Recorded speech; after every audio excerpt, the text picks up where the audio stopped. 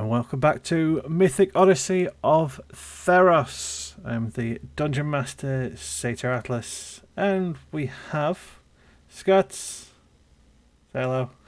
I don't know, I should have warned you all that I was going to do the introductions for everybody, but I only remembered that I was supposed to do it when I pressed OK.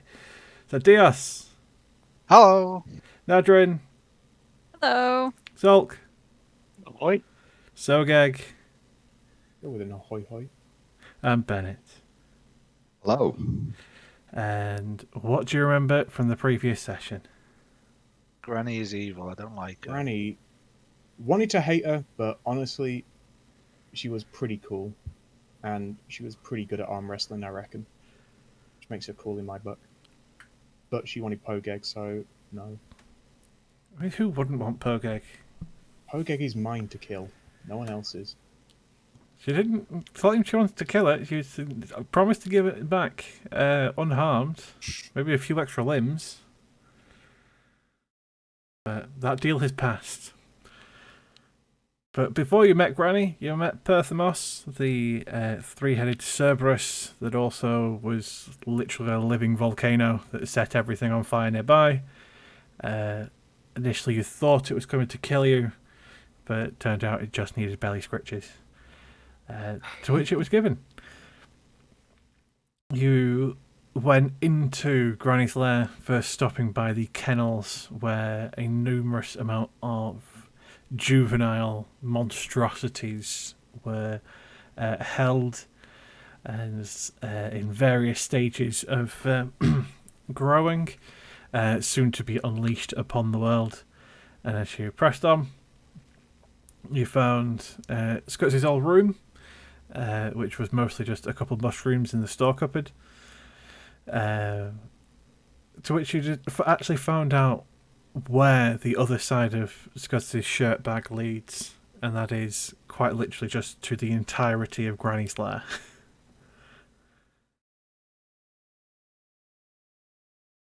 It's even more terrifying. From there, you met Granny herself, to which many interesting and potentially horrifying things happened.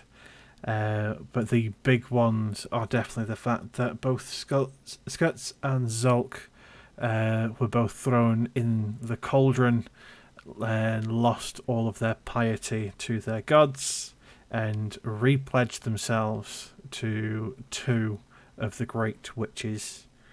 Scuts pledging herself to Granny and Zulk pledging themselves to Ashiok. Although I have retconned that slightly to actually be Ashiok as opposed to what I'd written beforehand.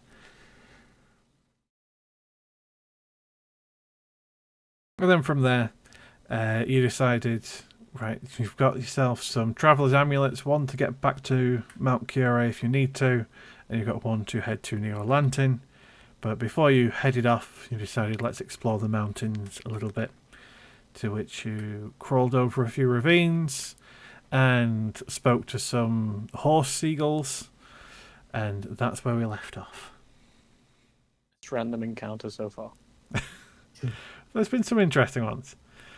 I think that is probably my favourite encounter so far. I loved those horse seagulls. It's just too funny. They were well timed. We need to plant a flag to make sure they know that this is our mountain. So, we will... They might have something to say about that. I'll shout at them again. Move over to the next encounter. So you're at the bottom of this map. Oh no. Does this creature by any chance have many, many arms? Well, we'll give a chance for everyone to get in.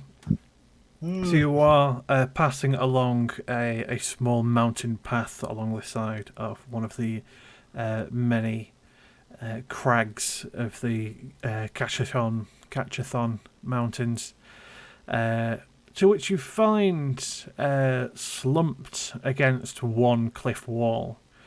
It seems to be a huge humanoid figure,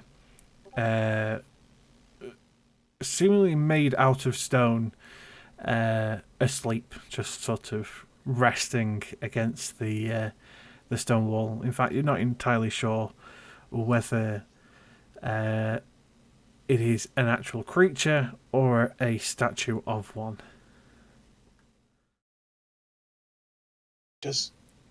Soga's going to be trying to be as stealthy and quiet as possible, but does anyone have any rope, any chance?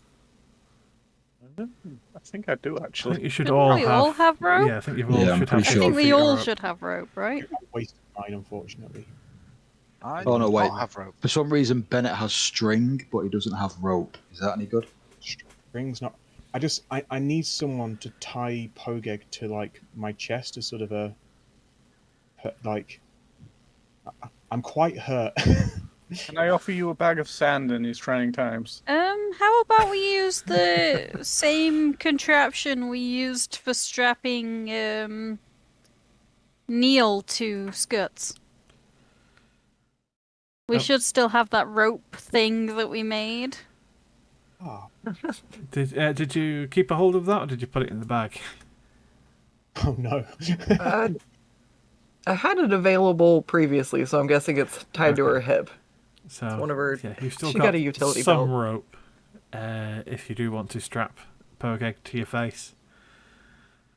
I would like to tie Pogeg to my body. Pogeg will just sort of dangle acceptantly. Oh dear. Pogeg understands. Pogeg knows how it is.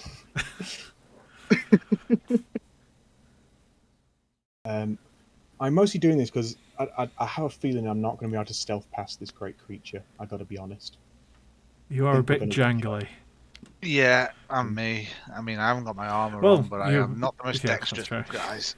You wouldn't be at disadvantage because you've not got your armor on, but you are a bit Does anyone distinct. Heavy spotted. speak to big giant men? Anyone? Sogeg may have heard tales of these sort of creatures, but I'm a bit hazy on them. Anna never told me that much. Guts grew up in these mountains. Does she happen to know what it is?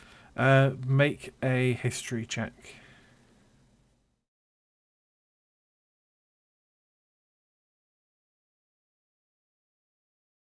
Oh, that should not be an advantage.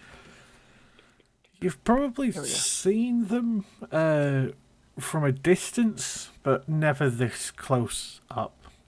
Probably heard a few tales of Granny using a hecatoncheires when helping forge different environments that she needs. They seem to be very good builders.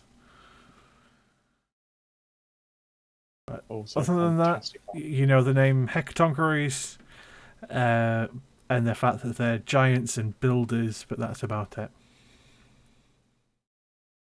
I can't remember if these guys are friendly or not.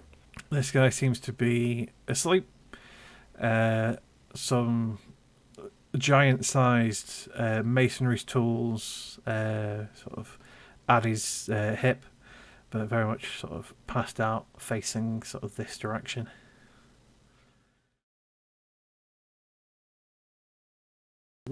I mean, it Sneaky would be beaky. a mighty offering from Ogus. Think how much you would arm wrestle with an arm that big. From what you can see, he's only got the two arms.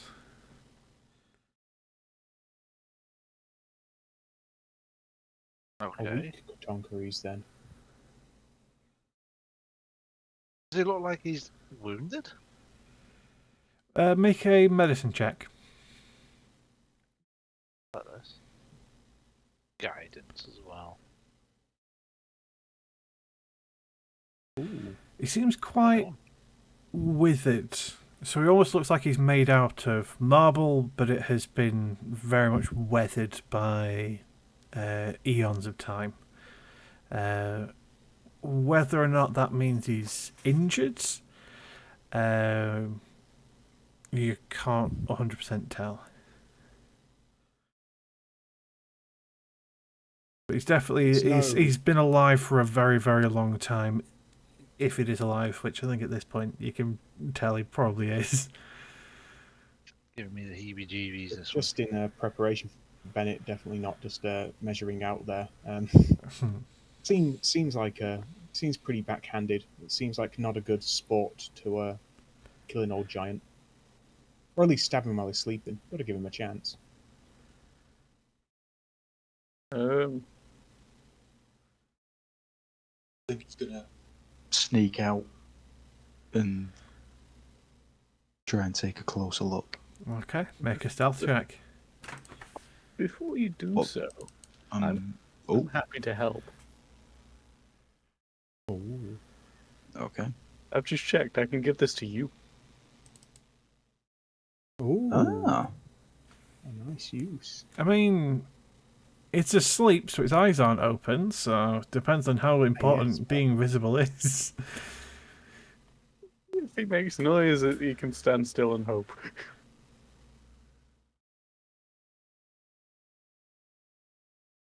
Use it better than I did.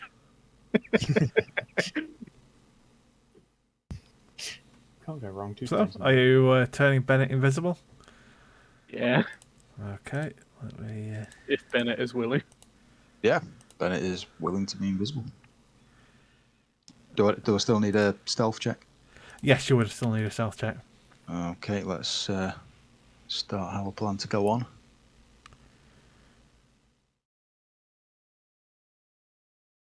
Be good. Okay. Nah, will do. So, you sneak on forward, very clearly seeing your own footprints behind you. As well, yes, you're invisible, you still make sound and interact with the world.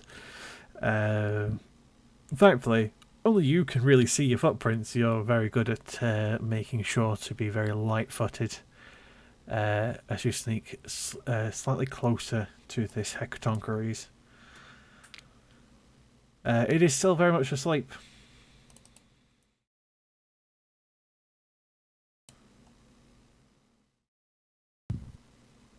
Where'd Bennett go? Yeah. If the option is there, I'll try and sneak closer.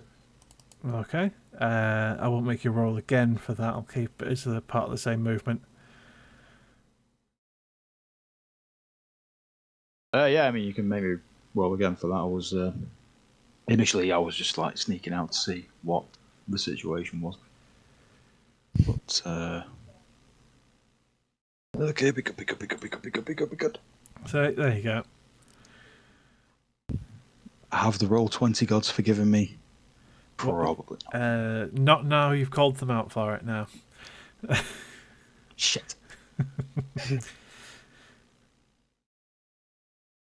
So as you lightfoot your way towards this sleeping behemoth, what are you looking for in particular? To be honest, I hadn't thought that far ahead. I just wanted to see if the way was clear. You know, if we could potentially sneak past. Make a perception check for me. I was going to say, actually, if I do an investigation check, can you tell me if he's got investigation. anything worth... I bet this one's bad now. Yes. So everything on this giant's person is made of stone, or is somewhat melded into the stone around them. It does almost seem like either he's been sat sleeping here for decades, or he's got some way to mush himself into the stone around him. The same goes for all of his tools and so on. What I will say you would notice with that, even though it's not a high roll, this is a boulder placed in front of what seems to be a cave opening. Very particularly placed. You get the feeling that he's sat here for a reason.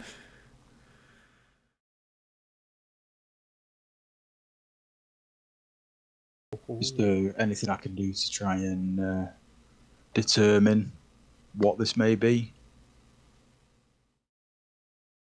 What would maybe? Is there a reason why So it's that ball is there? At this point, all you'd assume was that it's being blocked off for some reason. You can go ahead and make a history. Yeah, make a history check if you want to see if you can work out why.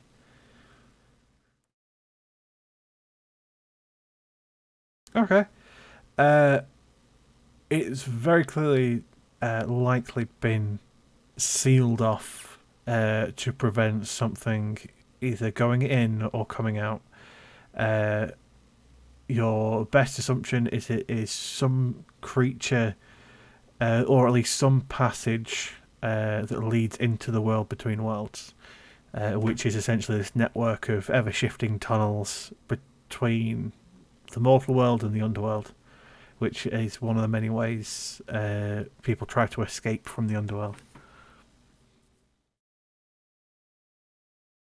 Can't have that. I'm debating whether to like tap him on the shoulder and just see if he'll speak, or should we just leave him be? I don't know what Bennett's doing, I'll be honest. Can't see him. All you, sunglasses man. He's fled. And it's disappeared again. I throw a pebble so that it lands on that space, just to let you know that I'm still there. Wakes up the giant, I'll be so unhappy with you. Right. Okay. Yeah. I think I've got what I wanted to know from that, so I'm going to sneak back. Okay, make a stealth check.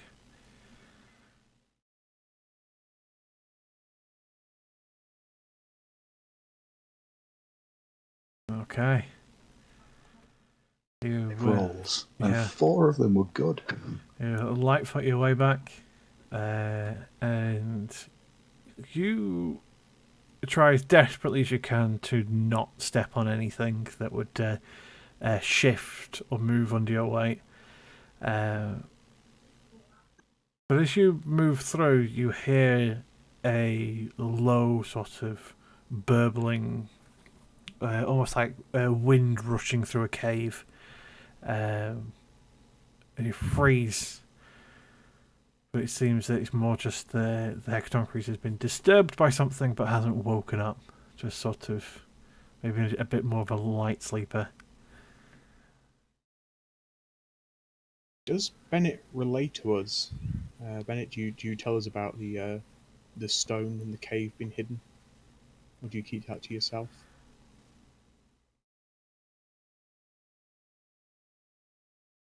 Yeah, I'd definitely relay that. Oh.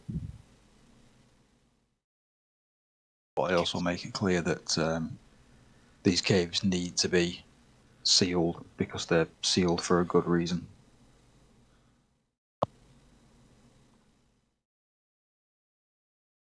What's the point of slaughter if the slaughtered could come back? Mean as much. Yeah, but it would mean infinite slaughter. Yeah. You die and then just come back to die again. It's like killing us all. Abomination. What is dead should stay dead. That's Bennett's belief. When you're saying this while looking directly at Pogeg, I've got to be honest. Talking of abominations, I feel like it can't get much worse. I'm also still invisible, actually, so that voice just came out of nowhere and might have panicked you a bit, so I'll drop the invisibility for now. Well, that's on Zolk, whether we want to drop it. No, that's a good point. Yeah, I don't feel like concentrating on that for much longer. Your mind starts wandering and he just drops in invisibility while he's still stood next to the giant.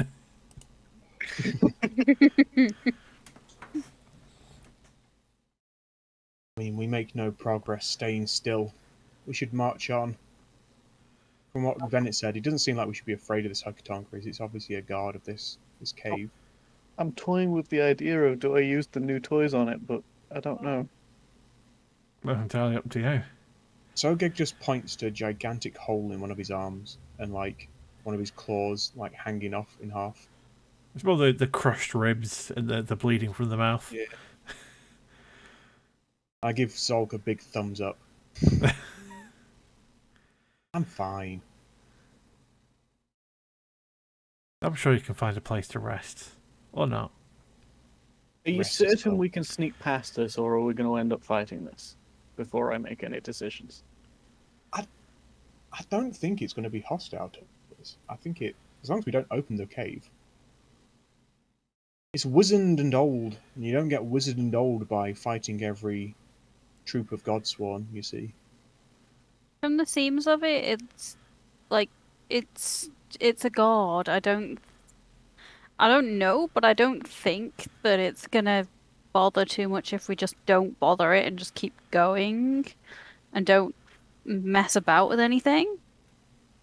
Hogeg is going to intimidate Jesus. Is going to attempt rather to mimic the hippogriffs and shout out of my mountain in bird speech, really, really loud.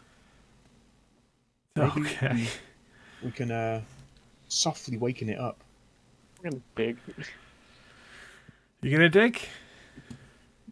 Just hide myself in the ground. Okay. Right? Preparation dig. So, as you hear the slightly pitch-shifted squawking from the two different heads of Sogeg, you can see the Hecatonchires face scrunch, and his eyes blearily open and start sort of looking around.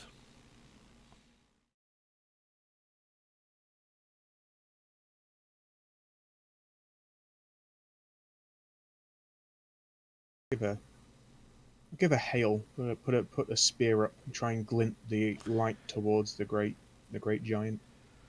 Well, as you do, you see it seems to be just a forearm from elbow to hand sort of rip its way free of the mountain and start sort of swiping at the air as if trying to shut off an alarm or swipe away a fly. I knew it was going to have more arms. I knew it. I mean, the picture kind of gives it away, but Just get away. I mean, for the full artwork of it, there you go. There, that's the Is that- 100-handed one. Is it that it's Does it still look sleepy, or does it look like it's waking up, or is it sort of? It is waking up, but it is going to take some time. These things don't go in high speed unless they absolutely need to. Feel like we should let it. I don't know if anyone agrees, but I feel like give it its sweet time. Don't spook it. Don't get hit by a gigantic boulder hand. Sounds like wins to me. Yeah, Bennett thinks sneaking past or just going is the best bet. But stay away from the boulder. Yeah. Burrow. If we're scared by it, I can play distraction. I think Sogeg's quite a charmer. I feel like Sogeg is something. I'm not sure charmer is the word though. You haven't had a long rest yet. I You're not swing pompous. around and demand you call me Oh. champion instead of Sogeg. I wish that helmet has charmer onto it.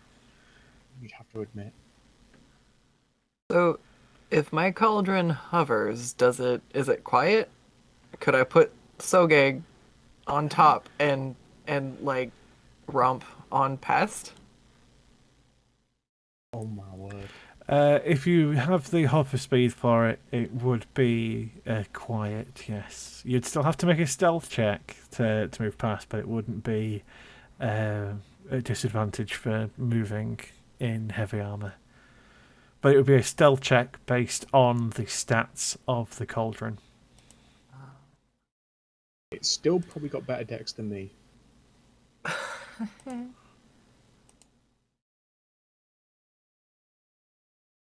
Probably. What's under vehicles? So yeah, vehicles, Yes. and then as long as you're driving it, Do you have proficiency with land vehicles? I don't think you do. I highly doubt it. Yeah, I wouldn't have thought so. So yeah, you would just roll its dexterity essentially. Got an 18. It's not bad. All right, I vote we trust my little leggy soup car to get Sogeg across here. Sogeg trusts Guts' idea. All right, so she's gonna. I don't know if anybody's still in it with her, but she's gonna have it walk over to Sogeg and she's gonna see how down he looks. And by down, she means definitely like beat to crap from that granny hug. Hey, Big is it? Oh, he's very big. Oh, sweet. So it can carry one medium and one large, or 3 medium sized creatures. hey, Sogeg, I know what would cheer you up. You wanna go for a ride? You wouldn't be able to Sogeg carry tried. Pogeg in there as well, because it would be too heavy. I untie Pogeg. I put Pogeg down and pat Pogeg on the hat head. And you see, Sogeg tries to look sort of cool and stern, with a glint in his eye. So I'll jump in the thing. Whee! All right. Are we good to How wounded is Sogeg? Fairly. You'd just see. I don't look bloodied as much as you notice that some of my armor's sort of slightly more caved in than normal. I don't say anything. I don't even look at you. I'll just give you a tap on the shoulder as I walk past, and I'll use my divine epithet to give you a heal, which is, hold please, 3d8. Oh my word. Have 12 health, and if you happen to have exhaustion, a curse, disease, poison, or a condition, one of those goes away as well. I only have the curse of not being hugged by Granny anymore. Uh, You know, Sogeg pulls out a little book, and you see him sort of scribble a name out. As Dios is definitely off the kill list. Dios is on the kill list. Yeah, I won't say anything. Sort of. he doesn't even look at you as he walks past. Assuming he wants to be quiet. And they don't take an No, exhaustion you point don't. for doing that. I'll give a nod to Dios. And humble I don't even see it. Once I've done that, I'll start rummaging in my backpack and I'll pull out my blanket, Oh no. and then I'll take my pike and I'll cut a hole in the center of it and then wear it like a poncho. it's okay. It's hot up here. We're in the poncho arc of Dios' story. Yeah. He's not wearing his armor. Something's not right. Fortunately, I don't think we're the right party to really get to the psychological needs of Dios. I just feel No. like Dios wants to We get stuck. probably caused this. I think we did. Bennett's been trying to get to the centre of it, but I don't think Bennett is very conscious of the fact that Dios may not like him, even though, as we've said before, Bennett does consider Dios to be his best friend.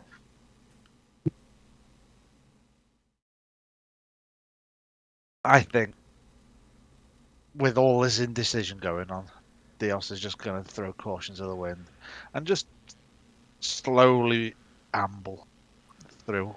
Not even going to look at anything either side, just head down, walking. Okay. And Bennett will go with him. By this point, the Hecatoncres has pulled at least 2 other arms out from the mountain and is clawing itself out of its depression in the side of this cliff. Okay, let's book it. Let's get through here. Guts is gonna continue smack digging. the side of the cauldron. Just tell me when to stop. I'll have you stop there. Cool. So are you making any haste through it, or are you just ambling? Just ambling. At this point, Dios really doesn't care about himself. So, at this point, the Hecatoncres is very much awake, although isn't fully stood up yet it is still trying to free itself from the side of this mountain. It clearly has been here for a while.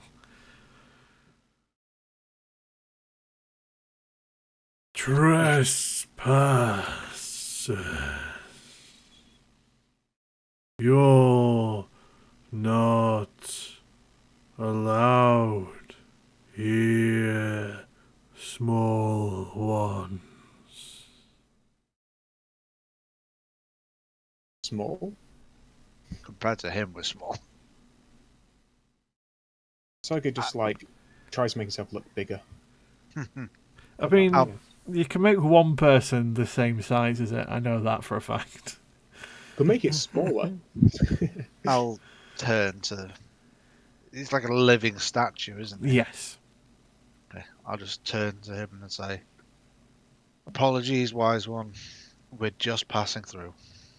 We will be gone as soon as we appeared." And I'll just keep walking.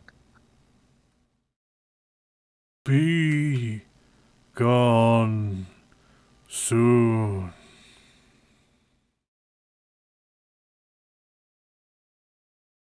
It still tries to shift its way out of its groove in the mountain, but isn't very much moving as if it needs to leap out and attack anybody. It's just getting itself a bit more ready if it needs to. It's pissed. The kids are on his lawn again. I get it. Yep, pretty much. He thought the birds were back, and then all of a sudden a bunch of weirdos had shown up. Just not one of his days. Are there any symbols of the gods etched anywhere nearby? I can guess which god it is, but are there any sort of markings to denote allegiances of this giant now or closer to it? Sorry, say that again. Are there any sort of markings on the hecatoncheires or on the stones nearby to sort of denote allegiance? I can have a wild guess, but Make a perception check. oh, close my eyes and I dream. There are some kind of what seem like runes, or at the very least, old inscribings around some of the stone rings around its neck and around the edges of its floating arms, but you can't quite make out what they say. Hey. I'm gonna... Oh no, I'm not even gonna risk it. Circa just hunkers down in the great pot and tries to stealth.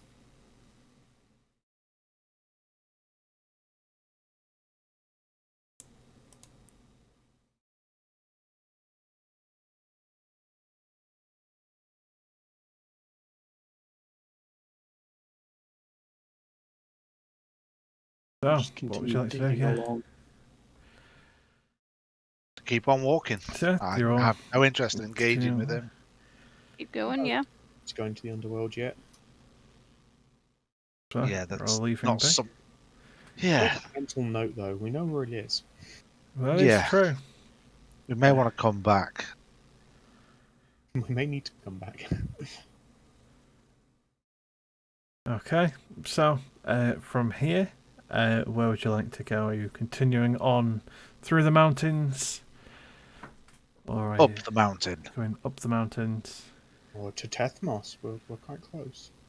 There's still a couple more peaks to pass before you get to the edge of Erascos. We've come this far, noble fellows. Okay, I'll We leave can't you stop now.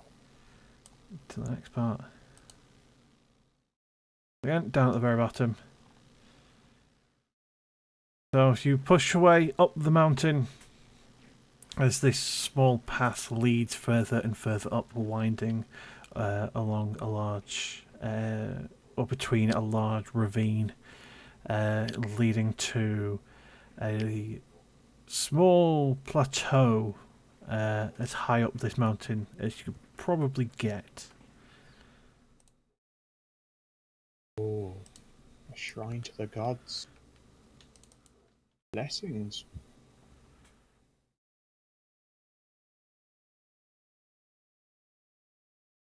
Feeling particularly pious, I just sort of wander towards the great steps.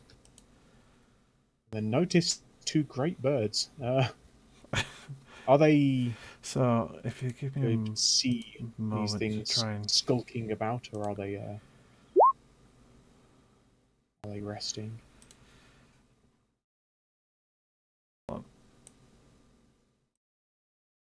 oh, that's what they look like.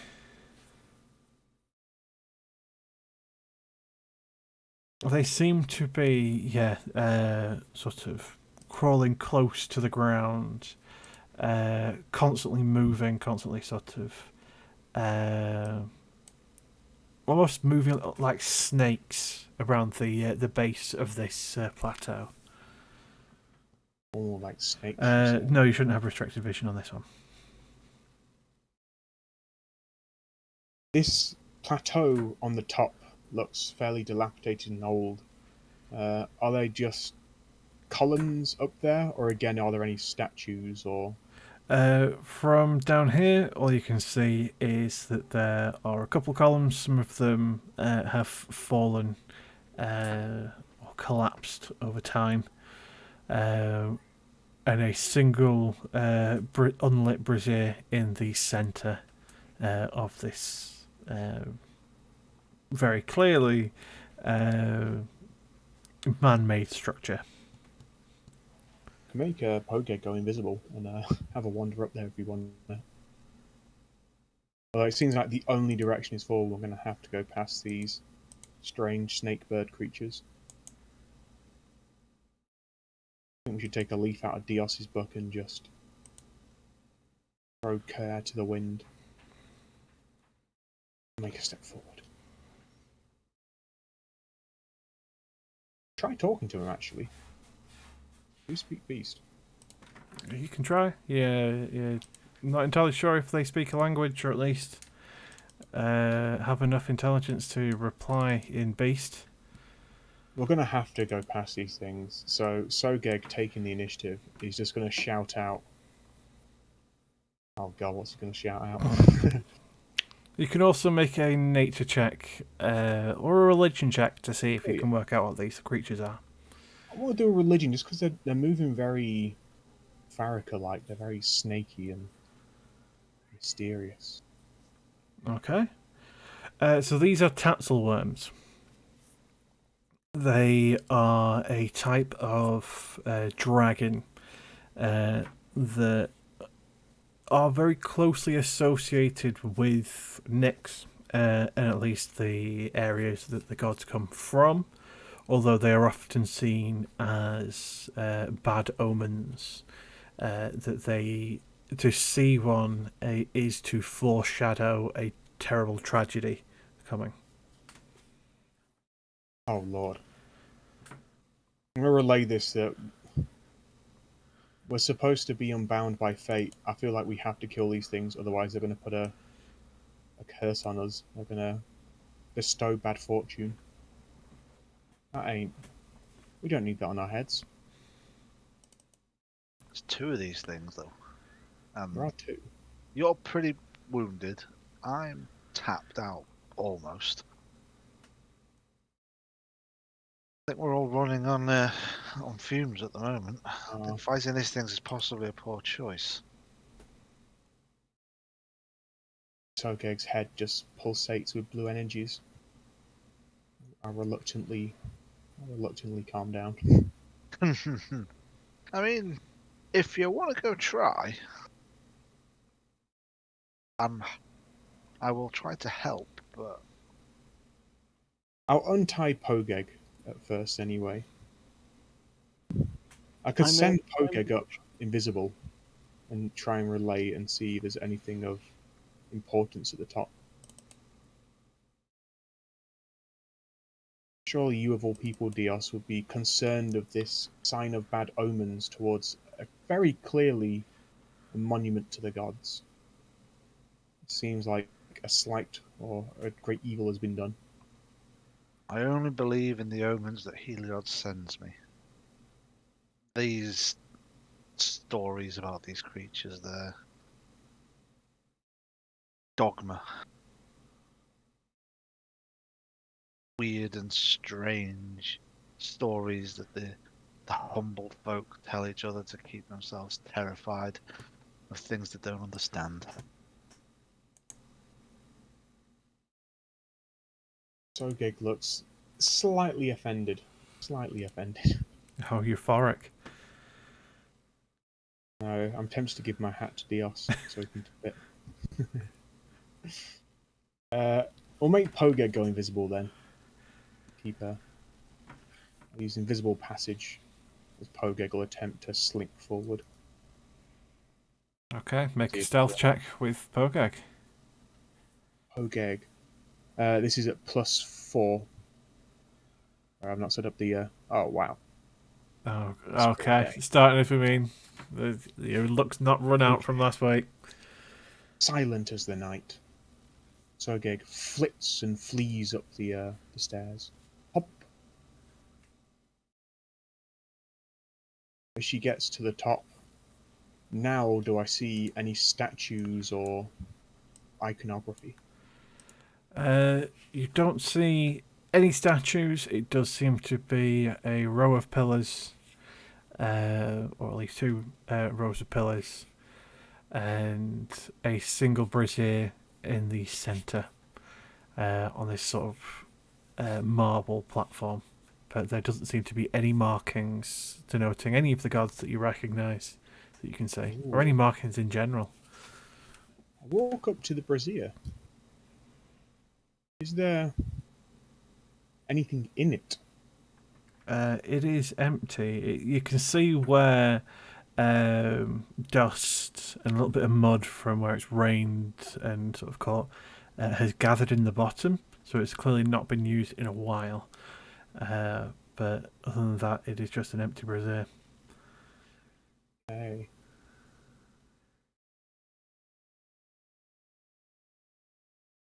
Pogeg's going to attempt to climb up this column. Well, that's the broken one, so it's only about 2 feet off the ground. That's safer. I'll climb up this little column then. Drop my invisibility and sort of try and wave to catch the attention of the party. Okay. Make a stealth check for me. +4 on this. 16. Okay. So you stand atop the pillar and wave, dropping the invisibility, and you get the party's attention, but you also get the Tatzelworm's attention. I was hoping they were going to be too low to the ground. Damn you, Pogeg, and your wavy ways.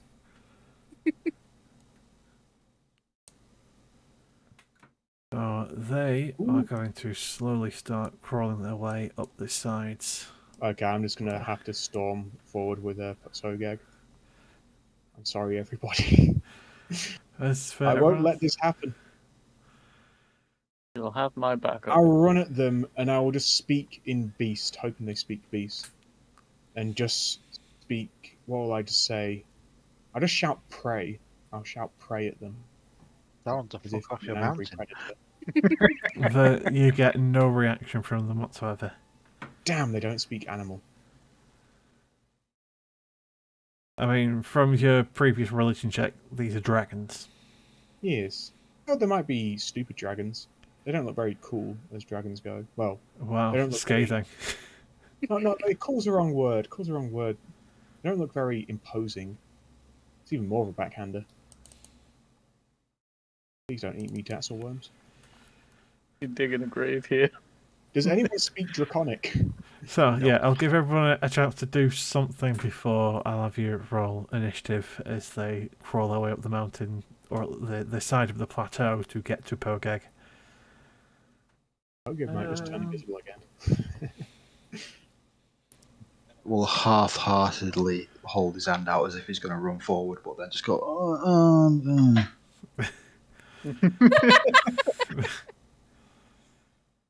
Howard. I'll use another one of my free blesses because I can. And I will bless Bennett Scuts and Sergey. Oh. Does that mean the best friend has been reciprocated? No, because I'm blessing Oh. Sergey.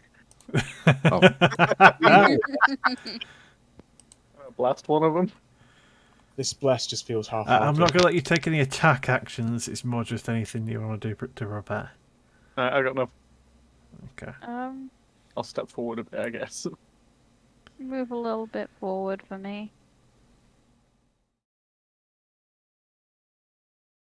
Anything from you, Scott?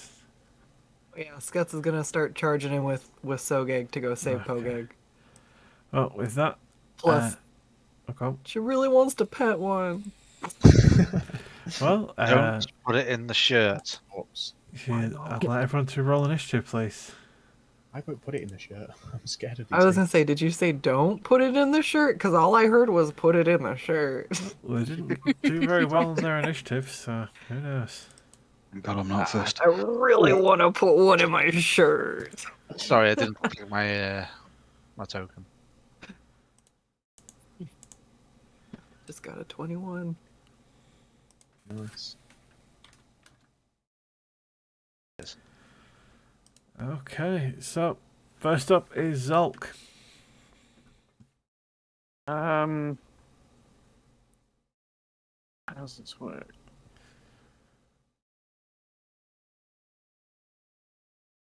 Nope, none of those.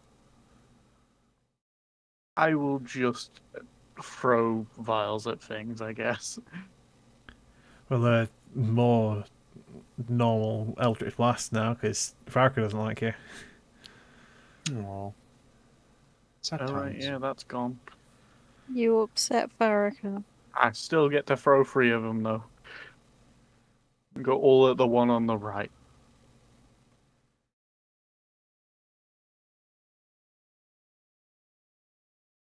Well, it's a good thing you got to throw 3 of them. 1 hit, I'm guessing. Yes, only 1 hit. Just empty vials at this point. So what are you doing? Anything else? No, I'm retaining my final spell slot So- for something. Wait, why are you getting to throw 3 of them? Oh, is it only 2? Yeah, 2 vials at level 5. Balls. Read it wrong. Again. 3 at level 11. To be fair, You're definitely not level 11 yet. That's a good thing that the one that hit was part of the first 2, so... Not If you with can't it even read today. through the description of a cantrip, why do you think I'm worried about giving you a paragraph or 2 long blooming spell? Anyway, Scots, it is your turn.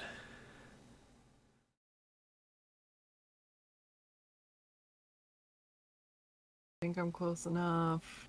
No. I guess she will sprint.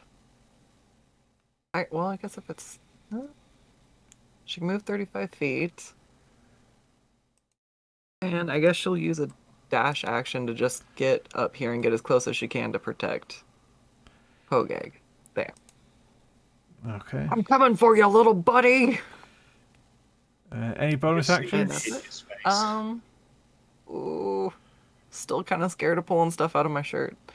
Yeah, but Pokekick in the chat. No, I'm good. Okay. Bennett.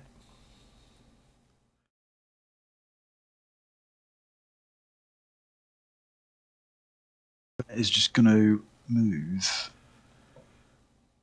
closer and not do anything else just for now. Okay. Nadrin.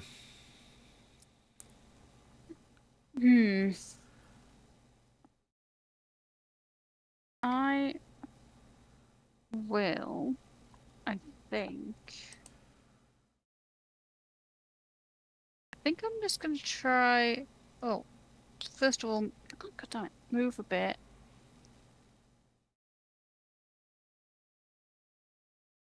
Can I reach from there? Probably, yeah. And I will attempt to.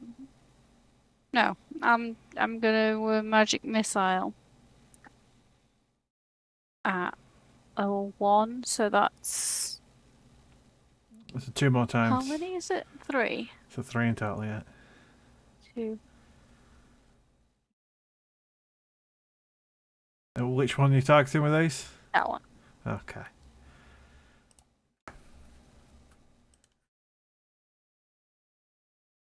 Okay, so you get your little super soaker out and zap, zap, zap. And sure enough, all 3 hit because it's magic missile, they auto hit. And I will move back with my bonus action. So you remember that one Okay. really well, but you don't remember your meta magic.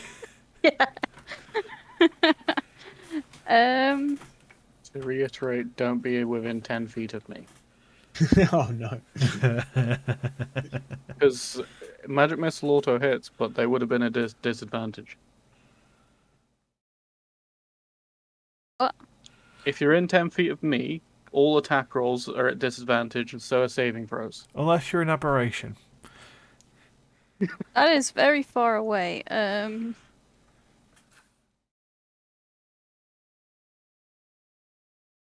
I think Neil can get to about there.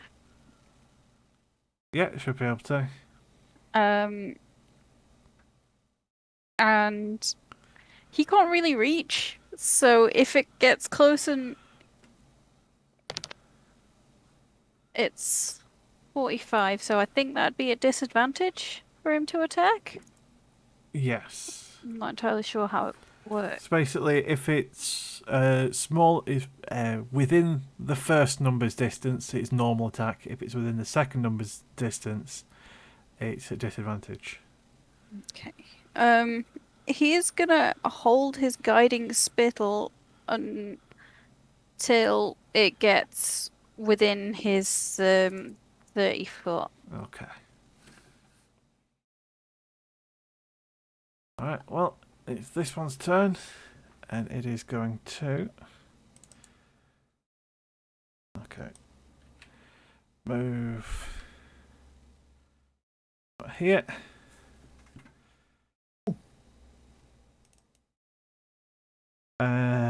And it is going for Pogeg. So, first of all, it's going to try and bite. 20 to Oh, hit, it's just a hit. doing 9 piercing and a Constitution saving throw, please. A bang.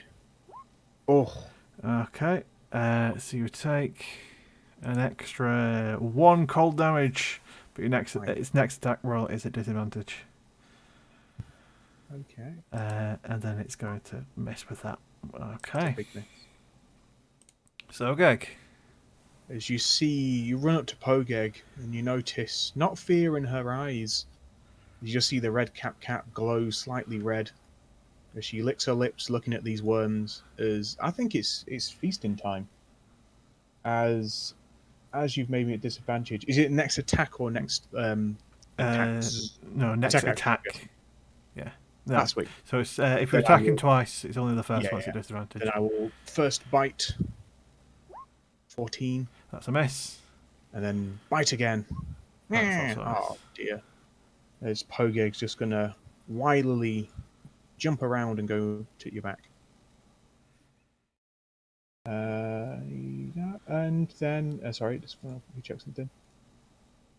Nope, yeah, and that is Pogeg's. So Sogeg is just gonna roar out to Mogis as it's clobbering time. As I'm gonna run to here. As I'm gonna call for the aid. Call for the slaughter god to give me minions, as I am going to use my gore-soaked redcap ability. And some Okay. of the redcaps. Where would you like your red cap to go? Is it within adjacent? Isn't it? It'll be. I can't remember. What's that? Yeah, read the. I think it's. Yeah, I'll check. It's been a while since I've used it actually in a a real thing. Within 15 feet, I want it towards. I want it in 15 feet up the steps, please. 15 feet up the steps. Okay. So So, I'll just yell out to the red cap. Feast on dragon flesh.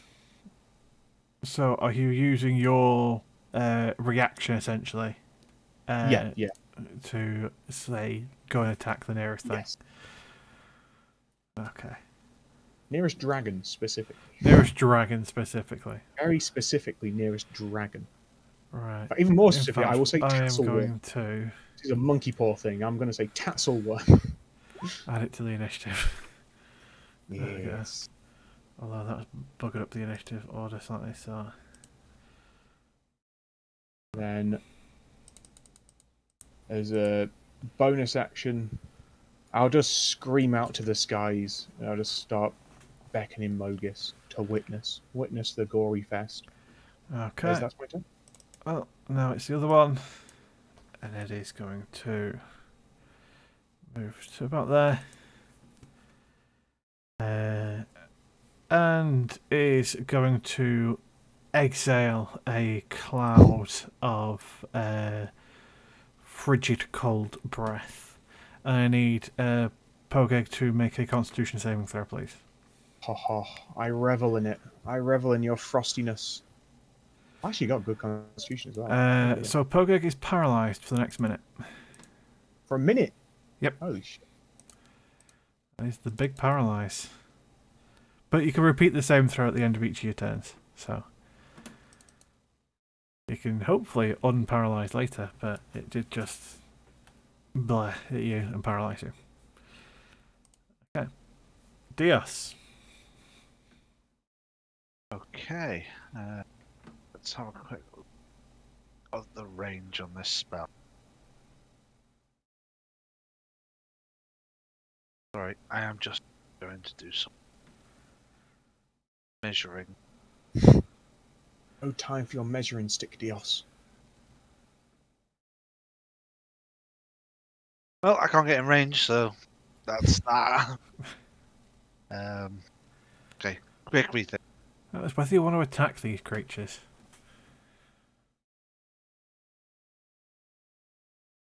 I don't. Everyone else seems to.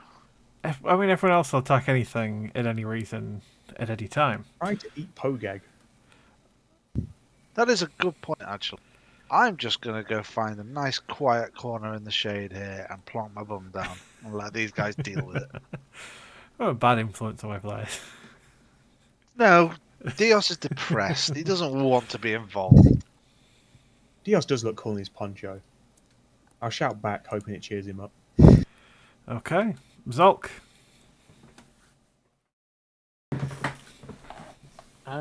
Things are definitely out of range and up a hill. Only one solution for that. Move closer. Yeah, give everyone It's leg day, disadvantage. Sulk. It's leg day.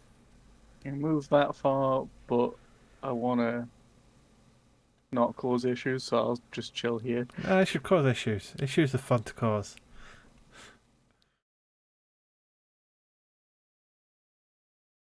What's the worst that could happen? Sogeg. I've got my spear out, just sort of like waving towards Zolk to denote 10 foot. Don't get any closer. He's got his 10-foot barge pole, just keeping you My away. brain really hurt when I stood next to you before.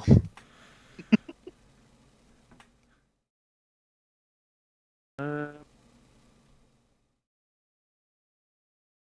don't think I'd be able to fire vials at them from here, really, with it being uphill, would I? You would be able to. Okay. They'd be considered in partial cover, essentially, so they'll be slightly harder to hit, but you would be able to try. There's that. Well, which one are you going for? Same one I hit before. Okay. So, Well, you do get with one of them. It is Yep. looking hurt from it, that's for sure. oh, goody. So is that everything? Yeah, that'll be me. Okay. Scots. Oh, right. We got a paralyzed poke egg and two of these big, beautiful beasties in my face. Let's go into a rage. They do seem to be very focused on Pokeg. Rude. And as she goes into her rage, she is surrounded by multicolored also. protective lights and gains a +1 to AC while within 10 feet. Oh, hey, look! I kind of cancel out Zolk's bad 10 foot. Within 10 feet, you gain the same bonus. And now that you size large, your 10 feet actually does increase by quite a bit. Fair. I think we all know what I'm gonna do. Skuts is gonna step forward and she's gonna try to grapple it to shove it in the shirt. Granny would love this! Okay. Go ahead and make an athletics check. An advantage.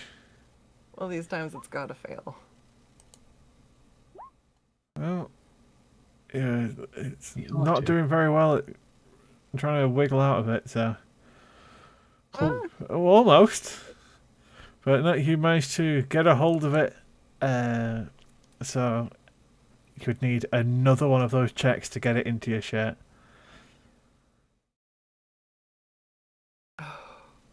So are you going to use your second attack to do the same?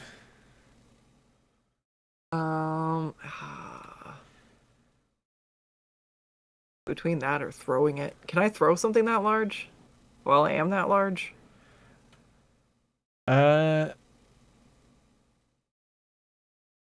Yes, because you have powerful builds, you are actually considered size huge when it comes to push pulling and shoving. Okay, then I would like to. I'm gonna weaken it before I shove it in my shirt. Actually, so she's gonna pick it up and huck it at the other one. And try to hit him with his buddy. Go ahead and make an improvised weapon attack. You get bonuses to that for being an extra size bigger, don't you? I believe I get an additional 1d10. Yep. It wouldn't be an advantage for this throw, but you do get the additional 1d10. There we go. What are you throwing them at? I'm throwing this one at the other one. The one that I successfully grabbed. Okay. So the one that you threw at, the one being hit, crumples into a heap underneath the weight of the other one. And this one is going to make a save, fail, and also take that damage.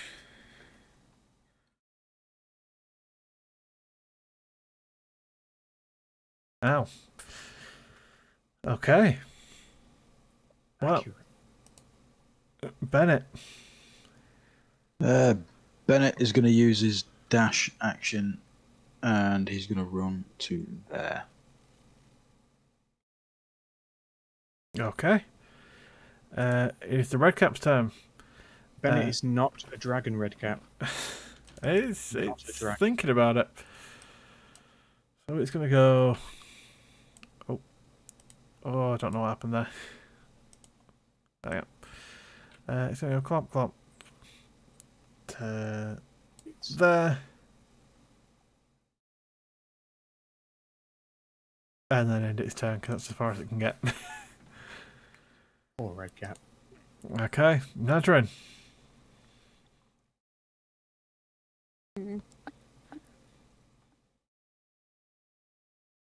Getting a bit crowded on these stairs, isn't it?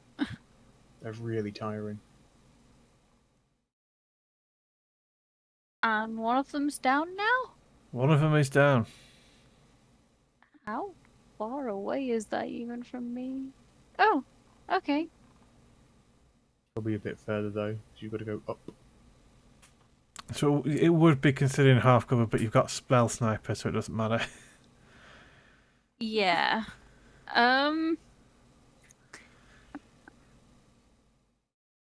I am just gonna go for the good old magic missile again. You can't lose if you never have to roll to attack. You can't miss.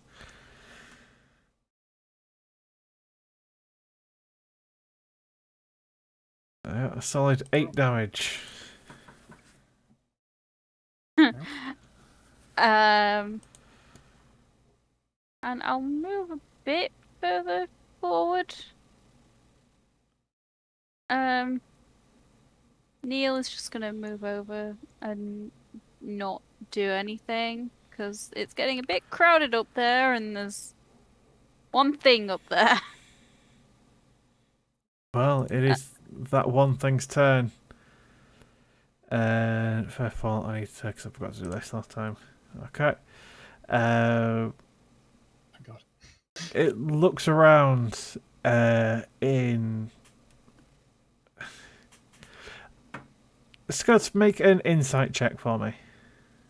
You're really the only one that can... Pogeg. Pogeg will be able to see this as well. Although he's paralysed, or they are paralysed. No bonuses for me. I am paralysed.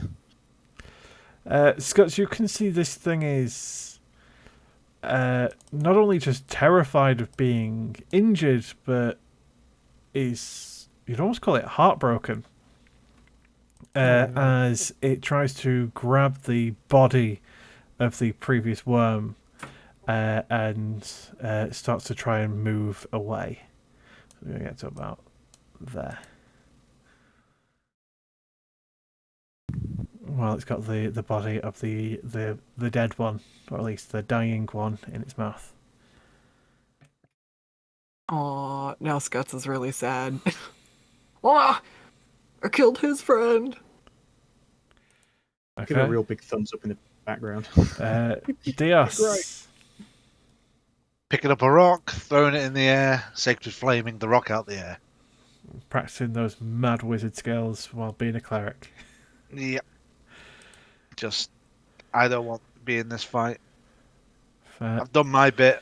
I've blessed a couple of these idiots, but Dios is contemplative.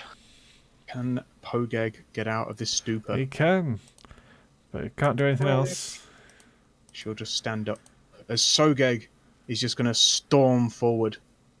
Looking at the beastie in his sights, I grab a mighty javelin. No witnesses. As I'm going to hurl a javelin at this creature. And I'm going to use one of my what's called charges. I'm going to use a charge of Wrathful Smite. As It's a melee weapon attack. sorry, yep, that is correct. I'm being a dingus. I always get that. Then instead, I will actually. Oh, sorry. I'm just gonna very quickly decide. I mean, there's a way for you to kill it in one hit that I absolutely know you can do. Yes. But instead, I don't like killing a creature that has its back turned to me. That's not good slaughter. So I will just boom out a compelling voice as I will compelled duel it. Okay, so it needs to make a wisdom Charisma. save. Oh, wisdom save, sorry. No, it has failed. Fight me. So as it turns and stands over the body of the fallen worm, you hit it in the face with a thrown javelin. It is quite heavily wounded, but it isn't. Sorry, it I isn't was going dead. to use I was tempted to use a smite. You can't smite on thrown. You can't smite. Oh my god, I'm so dumb. It's only melee attacks. Yeah. A wham. And I'll throw another one. Is my word. I'm really being a dingus today. So I get claps it off. Of course, the solution is a second javelin to the other side of the face. Sure enough, a second javelin to the other side of the face is enough to put the poor Tatzelworm down to the ground as it bleeds over the top, trying to protect the also bleeding out other worm. I'll pat Scuts on the back and just say, it would have wanted to be with its partner. Are you doing anything to control the red cap before it starts murdering you? Red cap. You just see Pogeg smile as Pogeg's going to try and eat the red cap, I think. Well, they can start scrapping if they want. Because I don't think you can just disband them. I think that you have to wait for them to, either a minute or when it drops to 0. I will command the red cap, knowing that it's going to try and kill me, but I'm also going to command the red cap to go towards the brazier as sacrifice. Let me have a look at how I've actually written. So long as it doesn't violate its alignment. No, I think that violates its alignment. Is doing anything pious. This red cap doesn't like Mogis. I'm going to kill it. It likes Mogis, but it doesn't like worshipping an altar. It's worshipping Mogis by coming and stabbing you. I mean, that is literally worshipping Mogis, so I'm proud of you, red cap. I'm proud of you. So hit me with your best shot. I'm gonna let it get a couple hits in first before you murder it. So, you think you can hit me? No, you do hit me once. Ow. Although, actually, one sec. I just need to give myself. I would have got 8 temporary hit points, so I take 4 damage total. Okay, go ahead and stab him back. As Pogeg's just gonna slink on behind and eat him. Well, actually, no. So Pogeg's actually just gonna slash you with claws. A slash. Okay. +2. And Sogeg, I guess, is just gonna... You know what? Sogeg's gonna use an old classic. As Sogeg is just going to... Ding! Oh, for fuck's sake, okay. I'm like, master. And I just whisper into its God, ear. okay. Are you adding a smite to that? Because you can do. I'm adding a... No, you know what? I'll tell you now, you will need to if you want to kill it. Add a smite. It's 16 foot. Oh yeah, add a smite. So that is. That's alright. 2d8 even. Plus the crit damage. Okay, now it's enough to kill it. Does it fizzle into nothingness, or is there a body? It explodes in a shower of blood. Oh, Leaves nothing behind, not even its copper boots, but it just explodes in a shower of blood. I'm gonna. Essentially, I want to go towards the brazier. I'm gonna wring out the blood into the brazier as an offering to Mogis. Okay. He deserves it. So, we'll end the combat there. What would everyone like to be doing now that you have slain the noble guardians of this tower, or this temple? Temple to Guts Mogis. Scuts is gonna, like, stick the 2 bodies of the little worm guys and stick them into her shirt. Well, one of them's still alive. It's just bleeding to death. It's just whether I want to put it out of its misery, or whether I want to heal it and let it go free. Or heal it and then put it back in the bag. Is it gonna way put up a too fight injured. going in the bag? Way too injured. I was gonna stuff it in there. Okay. Granny will help it or finish it off, one or the other. Okay. Granny will definitely have some fun with it. That's terrifying. I need to add to your bag that there is a dead tatzelworm and a dying tatzelworm. I'm gonna also put a note into Granny that You broke one. I broke one. Can you fix it? Pet it too hard. Then tuck the note through. So there's a dead tatzelworm and a dying tatzelworm with a note attached to it. Granny is not even that far away from us and is just receiving gifts already. I was going to yell out to Scut. Scut, is there any... What does the note say again? Bring out the blood. I broke it. Granny, I broke it. Can you please help me fix it? It's scrawled on the back of one of the notes that Granny sent her. Okay, there we go. Right, I did that to the bag. Okay. Oh yeah, and you'd no longer be size large because you're finished raging. Oh, okay. The curse being small. God. The steam of her rage, like, just vents off and she shrinks.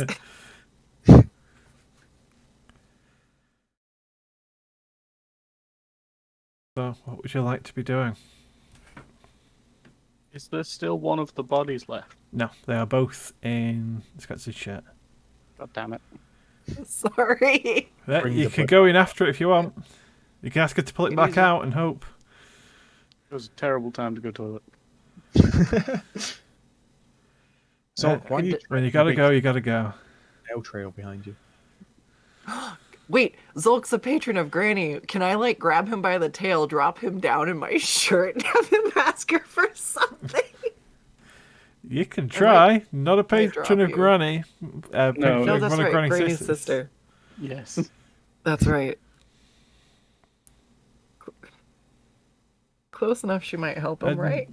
Maybe. And Scott, don't forget you've also got the other Granny pocket now. You've got an additional pocket in your Granny bag. What? Wait, oh, do I? Yes, if you look, if you go to Archons of Theros and then Ekidana to the rules for your piety stuff, look at your piety 10 one. You've got an additional random table that does stuff.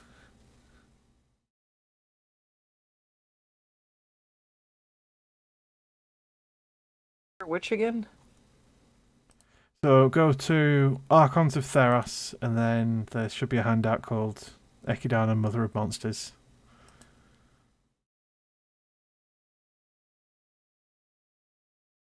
And you're looking at the Piety 10 one. There we go, found it. While Scots is learning her new powers, what's everyone else doing? I want to take a closer look at these ruins. Taking a closer look at these ruins. From what you can see, just having a brief look at it, they are quite plain. For want of a better term, they are sun-bleached in the fact that they are heavily weathered. They've clearly been here for a very, very long time and not very well kept. Okay. While this is all happening, I'm just sort of squeegeeing Pogeg and generally wiping the viscera in a bowl of this brazier. I'm going to start making an offering to Mogis. Is this a place of offering to Mogis, though? You might well be pissing off another god. All places are offerings to Mogis Town. Did you not Well- see the slaughter here? Well, let's take a quick look to see who we're going to be pissing off. Make a religion check, both Theros and Sogeg. Pogeg did have a very quick look before, and Pogeg's pretty sure. It's alright. Religion 19. powers, and plus D4. Nope, that's Nope. you need Right, yep. guidance for that. I mean a dingus. Uh, Class. Okay. You would both know. There are no temples of Mogis. At most, a temple would be an arena, like a place to fight and murder each other. But he demands actions over words. Doesn't care about rituals and rites and stuff like that. Just more blood, more murder. So this is definitely not a temple to Mogis, because there are no such thing as a temple to Mogis. I declare this as the first temple of Mogis. Just as a humble, almost for my own marker. It's almost like an animal marking territory. I'll just smear the blood on the Just side. stop peeing on it. Just an I was here, and hopefully anyone else who's following Mogis will see the blood and know that great battle has happened. Okay, so is this a place of worship for a god or some religious site of some kind? It is Or definitely a not? religious site. As for the specific god, uh, it's if there was any markings to denote a specific god, they have long since been weathered away. But your assumptions based on its placement would be that it is either a shrine to Heliod, to Furphoros, or to Keranos. Because Okay. either it's the highest place close to the sun, it's on top of a big old mountain in the middle of a range of volcanoes and such, or it's open to the clouds where storms would be hitting. So They've been long abandoned. if the moment I start putting together that this could potentially be a place of worship to the Heliod, I level my pike at Stogeg and say, "Stop that now," with a very low growl. I kind of don't, but I'm also kind of finished doing what I'm doing. I just stare at Dios as I finish the final swipe of my finger. I But I stab him in will the chest. respectful. I respect it. Make an attack roll. I will. I will.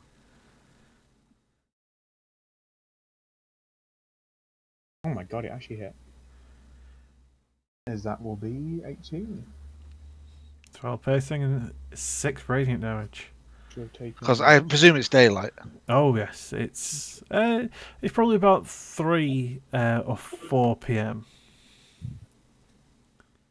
I'll just let out a hiss and say, "Calm down, Dios," as I am going to make you calm down.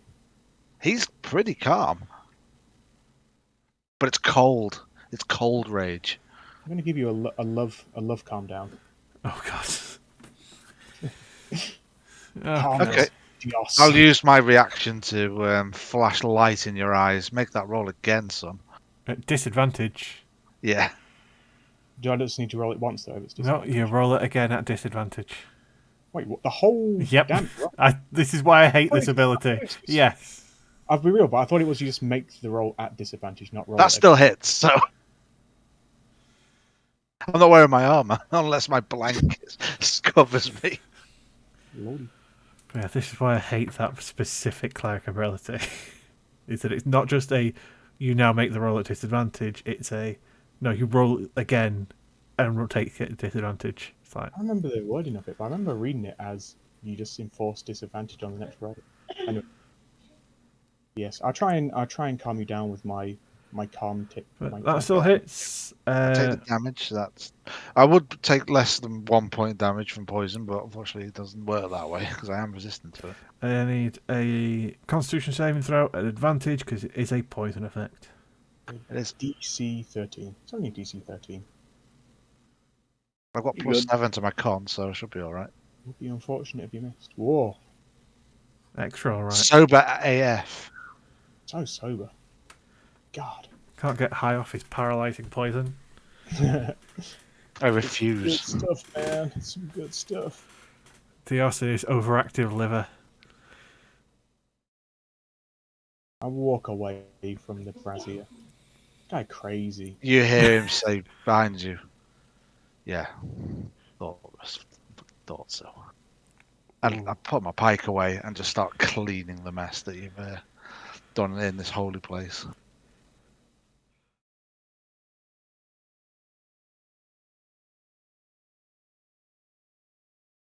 Theos is very holy. unhappy. Holy in the columns. Hell. On the complete flip side of things, I'd like to challenge Sogeg to an arm wrestle. So, I- with a fresh with the hole in your chest, would you like to arm wrestle Zolk? I always accept an arm wrestle Zolk. There is but one Oh. condition. The winner must answer a question of the opposing side truthfully. Ooh, truth or dare? I look at Zolk in the eye and just say, "Them's nerd words." Says then the guy with the circlet of intellect. yeah, it's like my circlet pulsates on my head. I accept. Alright. I'll get down on a claw and Yeah, So when's let's get- Sogek multiclassing into wizard or fucking artificer? I'm tempted to put 1 point into it. I gotta be honest. Wizards are strong. They are Alright. cheeky athletics. So I it would be an advantage for Sogek and disadvantage for Zolk. gonna actually need it. Doesn't Zolk have that For the love of God, what are you? aura? Oh, that is true, but I don't think that's ability checks. That's just It's attack rolls and saving saving throws. throws. Yeah. Okay. Not gonna help, but Here you are. blessed. Zolk wins. Cleave me. Zolk butchers as well. I'm a crab of my word, Zolk. I'll answer your question. You hear me speaking with a genuine, just sort of tone of disappointment in myself. I think it's Tell the me your blood loss. Yeah, Tell me your worst fear, Sogeg. Tell me if I...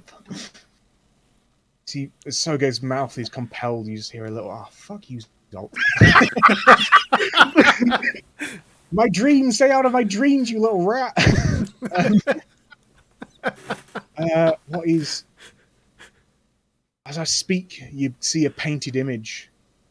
As Sogeg's worst fear, you see a throne being taken away from him. Sogeg's worst fear is a loss of power and a loss of strength. Ironic, as I just got slaughtered in an arm wrestle from a fucking rat. For someone 2 sizes smaller than you. But then again, you've got the same athletics. Find a belt of dwarven strength. Yeah, you need to do some. You need to borrow the granny stick and do some reps, dude. Double 18s, baby. Yes, if you want to make a note, his biggest fear is a loss of power and strength. Yep, I've written that down. Much I'll appreciated, put Monsieur. an oversized claw on your face, and I'll just say, I trust you'll use this information kindly, Zolk. Stay on trust my you. good side, and that might be insured. I'm honor bound by the arm wrestle to accept that. I'll do you one better, Zolk. You look light on javelins. I'll pass Zolk a javelin. Can I have a breath weapon, Javelin? You know what? I take back that javelin, and I will give Zolk my explosive javelin. Okay. Here you go. It's a breath weapon of sorts. I don't have the rules for it, but you have an explosive javelin. So it's the javelin that explodes into the dozens of tiny javelins. Yes. Breath weapon, Super Javelin. It's the breath weapon javelin, yes. Sweet. I'll use it well. It's the I'll make this up as we go along one. I haven't actually written rules specifically for an explosive javelin. Because you weren't really supposed to take one, but sure, why not? It was funny. You see Sogek almost drop into a Dios-like depression as, what a day. What a terrible, terrible day. You're taking your armor off as well. I'm tempted. I take my bottom half armor. There's Ooh. a small knee pad that was on one of my... Oh, I thought you meant your mini skirt of power. Oh, that's already off. I let that. I'd all to see. Winging in the breeze. I just stare at my signet ring, and I just think at the word Zolk's Oh, told did you me. take that back from Granny? She didn't take it. I mean, you offered it to her. I didn't. She said, and she didn't want it. She That's wanted fair. Pogeg, Yeah. and I was offended. I wanted to show her that I was giving it all up, and then she just took me back and wanted Pogeg. I mean, who wouldn't? It's true. Pogeg is pretty cool. Zolk, I'll give you a deal. Arm wrestle Pogeg, and the same rules apply. You tell the other the greatest fear. Isn't that a delectable treat? Find Pogeg having a fear to be interesting. Do you accept? I do. Eh.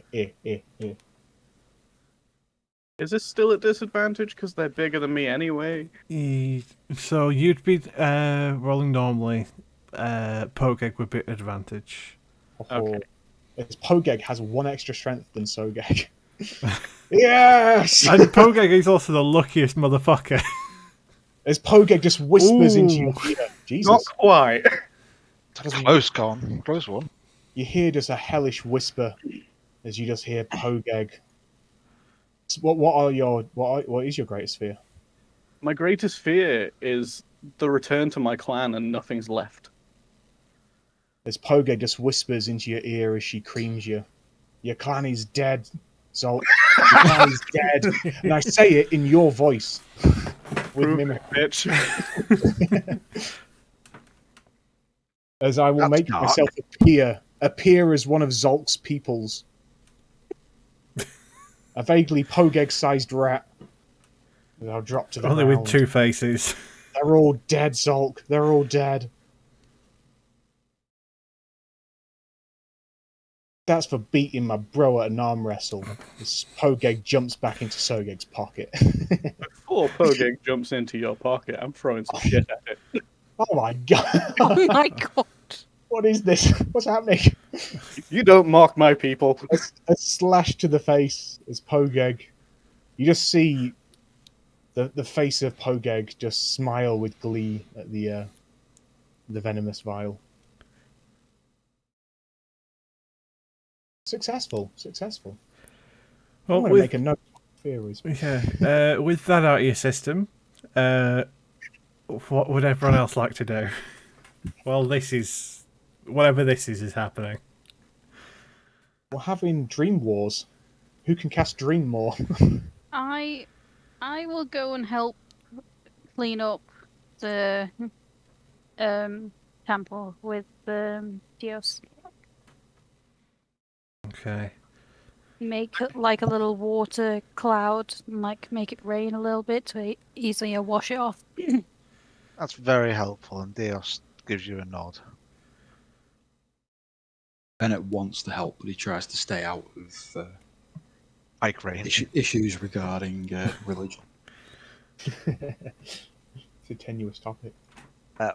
Once the temple is nice and clean, and it's back to how Dios wants it, I think he's going to light the brazier.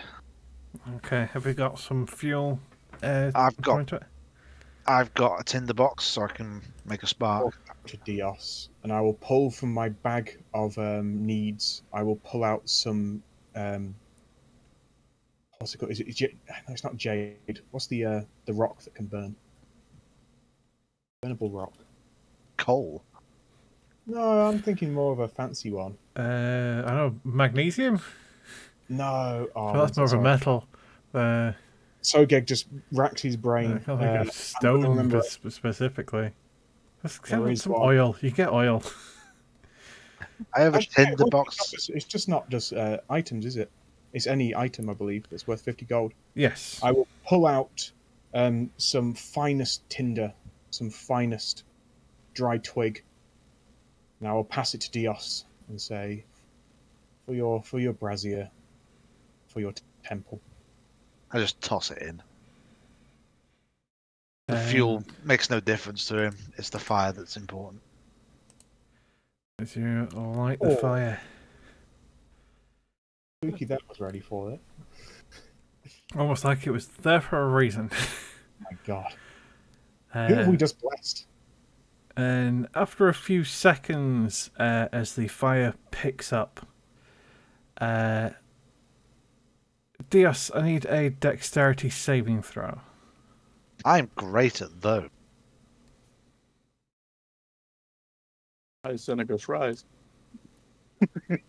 I'm Okay. great at those. So let me move you one step back.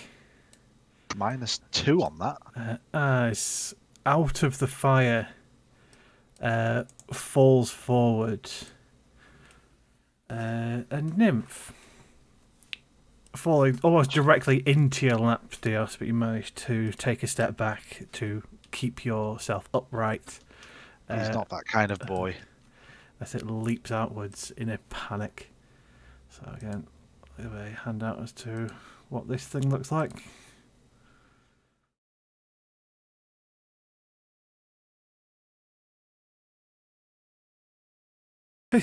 Disaster! Disaster's on its way! We need to stop it. Calm yourself. Take a breath. What disaster? You Me? You were all part of the disaster that is to come. The heavens are about to split. I can feel it. And all of Theros is going to burn. It has to stop. You can't do it. Please, I beg you, don't do it. You're going to need to be a bit more specific. We haven't done anything yet. At least nothing to cause Theros to burn. But you've done everything and more. The gods, they hate each other now. They are splitting right down the middle. And Theros, the mortals of Theros are all going to die. They're all going to suffer, and the underworld will overflow. You see Dios's brow twitch for a moment, and he just says, as long as Theros remained in the light of Heliod, the whole damn place can burn for all I care. Yeah. I just walked away.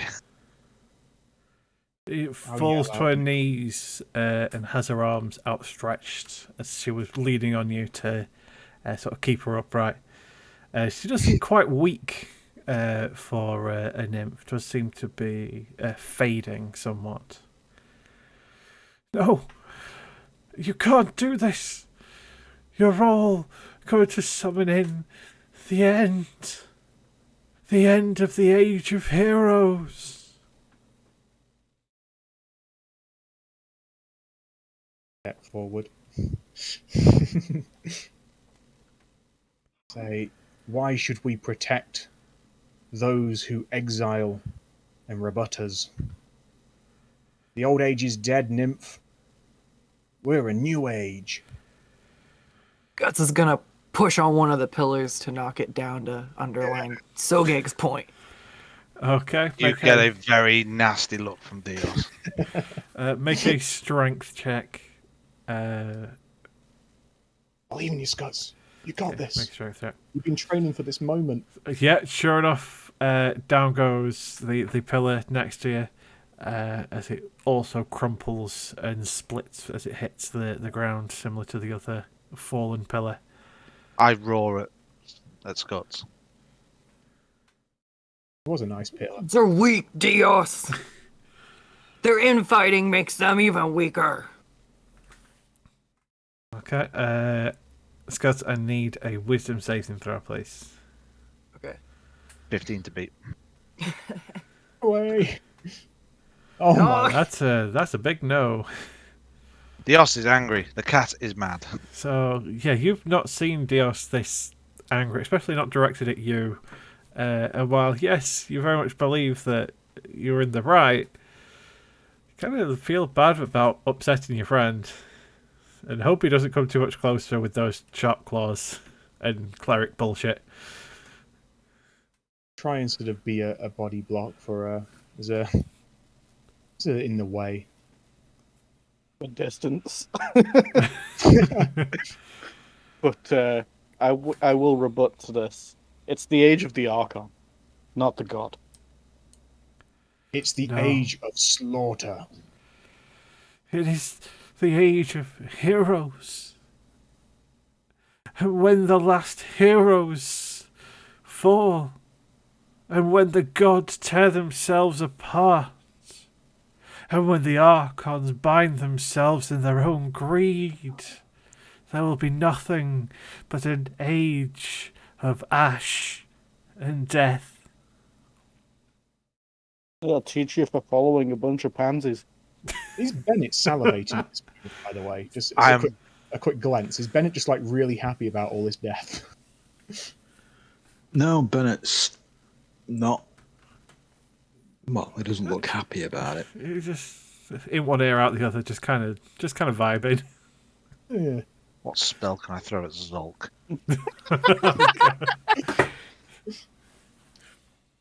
Anything light based, you're fine. I got lots of that. Got plenty of that. Take your pick. Yeah, just While tie a this is daylight happening- to his forehead and I'm done with it. While this is happening, could you just ask the nymph, what is it we must do to usher in this pending doom then? The doom is already on its way. The gods, the tear between them is irreparable. What you've done, what have you done to them? And yet, there is a way that could be saved, but it'll take all of Theros rising against you to stop it. I just sort of, I won't necessarily grab her, but sort of an aggressive grab of the shoulder. And just say, then we've got to get stronger then. And I'll just push her back into the brazier. Start shoving it back in as if it's in the bag. She won't fit. In the fire you go. Is Nadrin, out of interest, just seeing the reaction of three of the party, is Nadrin particularly opinionated? I think that she's kind of just stood there a bit shocked. Like, this happened very fast. And now there's infighting, there's been infighting people- for multiple sessions at this point. there's people taking swings at each other now. Wilder Temple. I'm not cool with that. I was trying to be clerically and help Dios calm down, but my version of calm down is They're not trying to kill each other, they're just proving a point. And, like, I just helped clean up this. And then another. Your work's cut out for you. So she's kind of just stood there very, very shocked because she's just like, I just cleaned this, helped clean this, and now all of this is happening. This has happened very fast. Ah. I'd like to push the point to the nymph further then, and just say, the gods have always fought against each other, and the mortals have always suffered as a result. Surely this is just evening up the odds. Surely this is just seeing who's the most strong. Why is this bad? Because this time, it's not going to be one god against another. It's all of them. And all of Theros will push and pull and break and snap and burn and die. We are all going to die. We all die anyway, nymph. I give a wink to Nadrin, something to do with water maybe. No, it's not that harsh.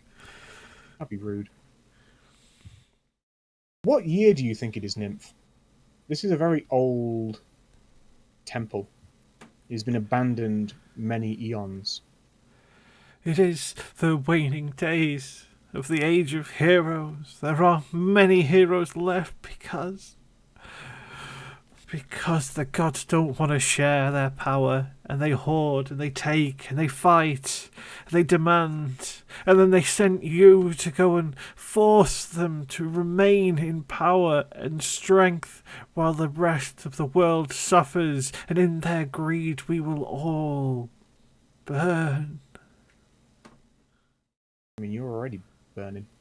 She is on fire, but that's kind of how Oriads tend to be anyway. I just say, you speak of fates and of surety, but our bonds to destiny are broken.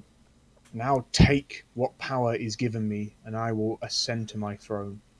My people will buckle if I don't. What you ask is for me to forsake Akros to lesser royalty. I won't do that.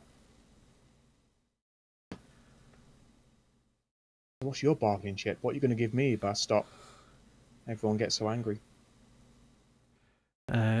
She drops to her knees, whimpering.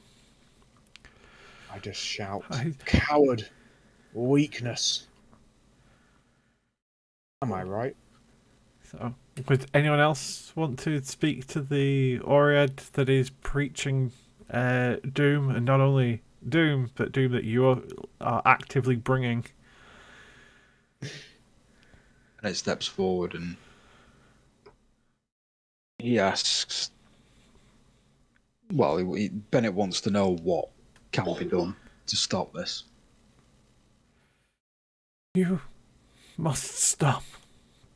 You must stop this rivalries, this hate, this pushing for your gods over the others. You must incite the people.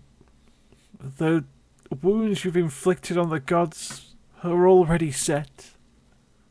But mortals can still be saved. They still have power. They still have worth. If you rise them up and unite them, we can leave the age of heroes and push into the age of man.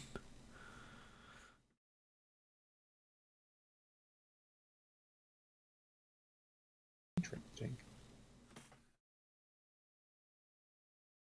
I feel like we need a serious chat. We need a serious party priority chat.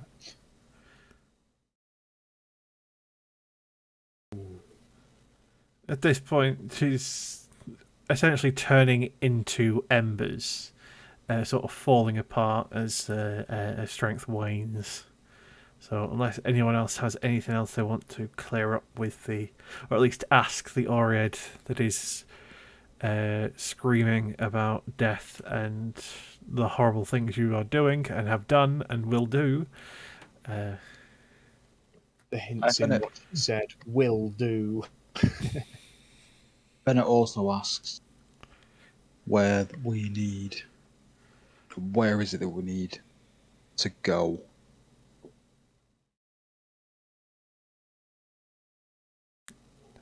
You must unite the mortals, all the mortals, across every inch of Theros, and you must do so quickly. And without the gods' notice, you must forsake them. You must remove yourselves from them and from anyone else who promises you gifts of power only to enliven and enrichen themselves. They are abusing you to usher in death. They want to cause fear and hate and suffering so that they remain in power that they don't deserve. Archons, gods, titans, they all came, they all failed, and all cling to power. I see it. I see the age of ashes.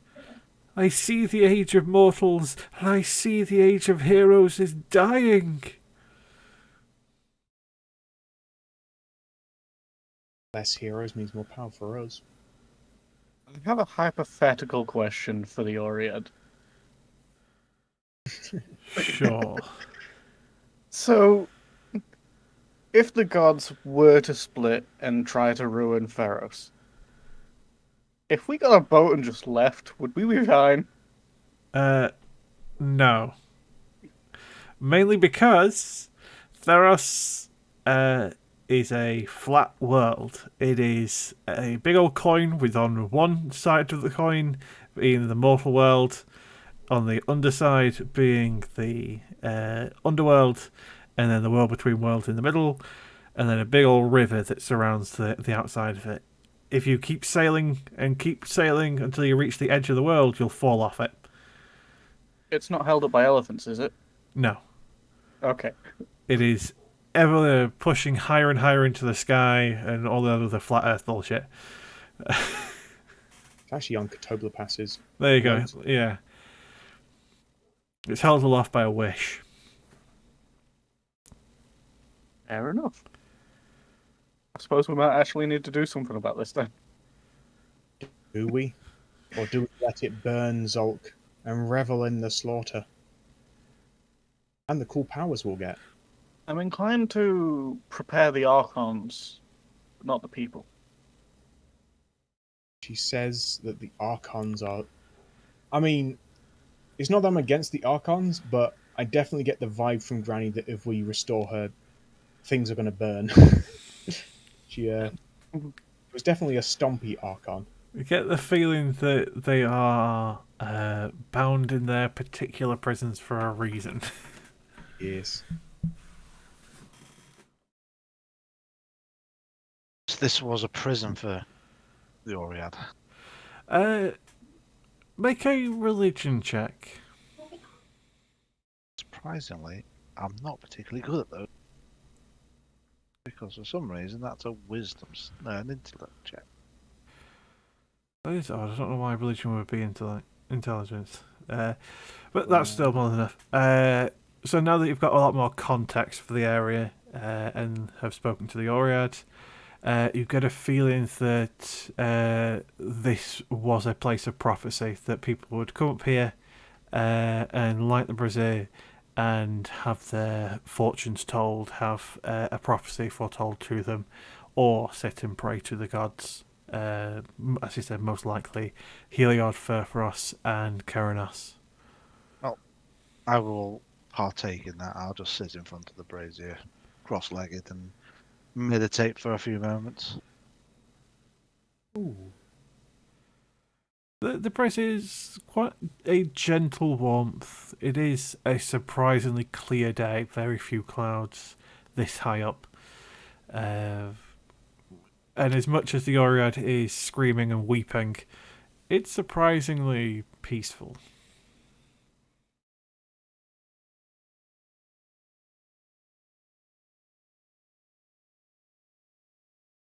I'm gonna butt in real quick for just a second.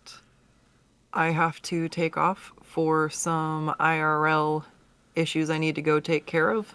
So, for all of our party members, if you could please leave our chat, and everyone else, I'm gonna go ahead and raid Satyr Atlas's stream so that you guys can go ahead and finish the rest of the story. Yeah. Thank you so much for joining us today, and I'll send you on over there. Have a good one. Also, I don't mind the players coming into this phone because there's not a great deal of spoilers. Okay, then you guys can head on over there. It's at your own All right. risks more than anything else. Take care. Have a good one, and I'll see you next time. See you later. See you later. Yeah, Take care. we're still continuing over on this side. So you are dealing with this Oriad, or just doing as Dios does, having a quick rest and moment to think. One last question for the Oriad, or more one last attempt to make it just despair. I'll just ask that I've seen the work of the gods, and I enact the will of Mogis, and I've seen the Archons, and they are the same. And I've seen my father and the other royals of Akros, and even with Ioras or otherwise, we have always been beings of slaughter. You weep for the powers of the gods burning the world. What makes you think that the age of man won't do the same? Because it is what the gods fear. It's what they've always feared and what they've always clung to. They want everything and give nothing. At the very least, in the age of mortals, there is a chance, a change, and a hope. Not this guaranteed slow burn into chaos and catastrophe. Ooh. That's the secret, Oriad. I would have slaughtered either way. For Akros. Personally, I'll just sort of walk away from this very mopey Oriad. I think at this point, yeah, the aura essentially disintegrates into just ashes that seem to scatter across this plateau. You don't think she's dead? Or just ran out of steam? Yeah. Hey, had too much steam. If the others are all doing rituals, I won't have part of this weak-willedness. I'll just walk over to the edge of the cliff and chill. I will say, considering how high up you are, it's relatively safe here, considering it is a flat plateau, so you can see anything that's sneaking up or flying up on you. So if you wanted to take a rest here, you could. Definitely for that. Personally. It has been Taking a a rest. long day because you started in the Nessian Woods. Yeah, I think taking a rest is probably a good idea. Yeah, should we So it's whether or not you want to take a short or a long rest here. build up a little encampment? I could do with a long rest, but whether if people want to use the rations up.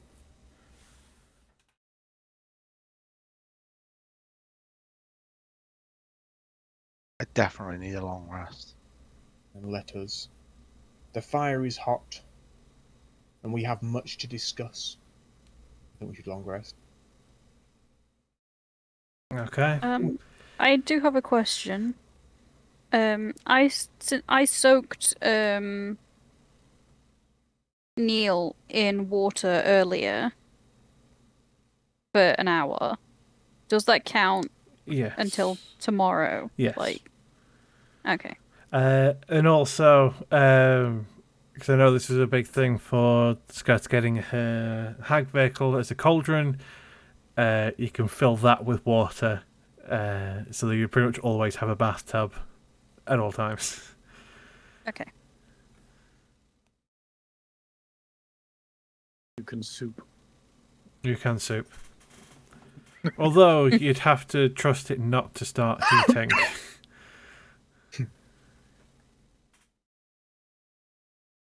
Or make sure she's actually made the right type of cauldron, because it does have different abilities when she makes it. Such as being able to fly, being able to make water, to be able to have bugs fall out of it all the time. Pretty interesting. I am going to, this long rest, meld into stone again. So hide for anything that wants to eat us. Hiding in one of the pillars or just into the floor randomly? Just into the floor, somewhere in the floor. The broken pillar.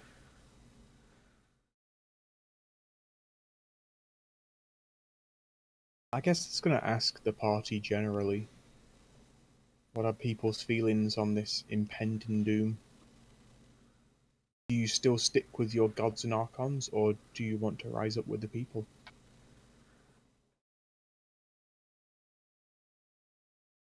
War's inevitable no matter what we do.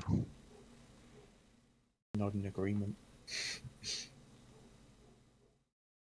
Surely, Nadrin, you want payback to have the mortals rally and forget what they did to your what they and ignore Heliod did it, but what they did to Neolantin. Yeah, Lance deserved it. Not again. Definitely did.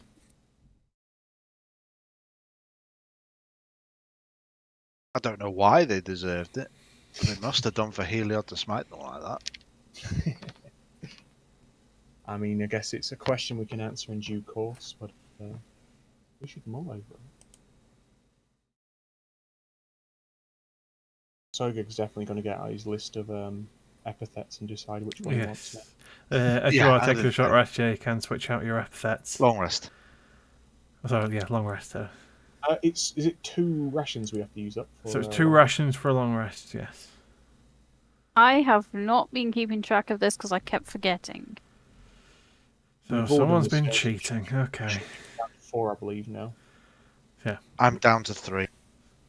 I'm down to 4. I gave some to the farmers at the Yes, start you of the did. campaign, so Yeah. I'm down to 3. Okay, I'll put myself at 4. Nadrin just like crumbling some rations at the back because people think that she's been. Scots have a way of getting us rations. She does, because I believe she has the Outlander background, so she can reduce the amount of rations it takes to rest by 1, essentially, but only once per day. So Yeah. this is Did you reduce your rations when you took a short rest before? Because I know you took a short rest. So, I reduced it by 1, yeah. Yeah. Then you can reduce it just by 1 instead of 2 this time. If you want to use that. So it's either a free short rest or make your long rest slightly cheaper. So we have 5? So you should have 5 here. Yeah, Okay. I'm on 4. Cool. Right, what epithets do I want? That's the question. Eeny, meeny, miny, mo. pull out Indeed. my javelins and just play with them, like make them hit each other. Very tempted to take Taunter of the Skies, I've got to be honest. It could be useful. So yeah, let me know if you are changing epithets. You could always also use good dudes if you wanted to get a hero's feast in. Oh yeah, we do have that. Do we need it though right now? I don't know. Although you may be getting a party epithet based on the Oreads, Bringers of Doom. Bringers of Apathies, we don't give a damn about your doom. We want it. Well, essentially, she was saying that the war's going to happen, but you could either be the ones that make it so bad that it turns the world to ash, or help the mortals rise up against the gods. Those were the main paths from it. To which you're just like, yeah, we'll see what happens. We'll see how we feel at the time. I will side with those who will rise up against Akros. I've changed one of my epithets out. Okay, which ones have you gone for? I've swapped Godsworn out for the Cutting Word. Ooh, okay. Words of power, yo. Yes, and that sweet vicious mockery. Yeah, so when I come for Sogeg, I can actually deal damage with my words as well. Tempted to use Get Athletic just so I can be better at arm wrestling. You kind of need it though. Yeah. Or Pompous. I could be Pompous for a bit. It's such a hard choice. I mean, did you not want to take Fishermen of Allies and just I was also poke tempted to do people? that. Only problem with Fishermen of Allies is I have to hit someone with it first, which means I want to do damage. Or did you not want Quick Fingered for that you bonus action use an object? Yeah. That is also really, really good. So this is why I wasn't too worried about making overpowered epithets, is that there are so many to pick from. You know what? I'm going to do. I've not used Fisherman of Allies, and it's a great epithet, so I'm actually going to use Fisherman of Allies. For everyone to know, is as an action, I can use a weapon to push and pull an ally within 10 feet of me, up to 10 feet. And advantage on checks on grapple, push, pull, and shove creatures and objects. We can push Zolk away from us when he gets too close. Basically, you have the 10-foot barge poles just to push people away with. It was literally for fishing Zolk out of the water with your spear. That was why you got it. It worked. Well, with Zolk, I'm not going to use the epithet. I'm just going to stab him and then just move him that way. You'll understand. So yeah, Dios is going to just sit around the brazier before turning in, just contemplating the fire, and he's got his armor out in front of him, and he's just looking at it. Is it? Sorry, on a long rest, is it half rounded up or half rounded down of your hit dice you get back? half rounded up, I believe. Sweet. Back up to 4.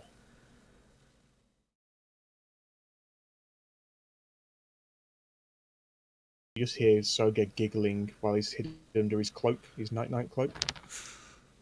It's like playing impressions with Pogeg. Somebody's got the The sleeping bag, though. The magic sleeping bag. That's Guts, I believe. He's got that. Yeah, I think Scuds has it at the moment. I mean, if somebody else wants to borrow this magic sleeping bag, I'll allow it. I am my own sleeping bag. Don't know what that means, but It was a power move, I'll give you that. Sogeg just like purposely like stands on top of one of these pillars to be colder, just to prove a point. No, I definitely don't do that. I'll just sleep in a small hole I dig. Simple. Simple, but it works.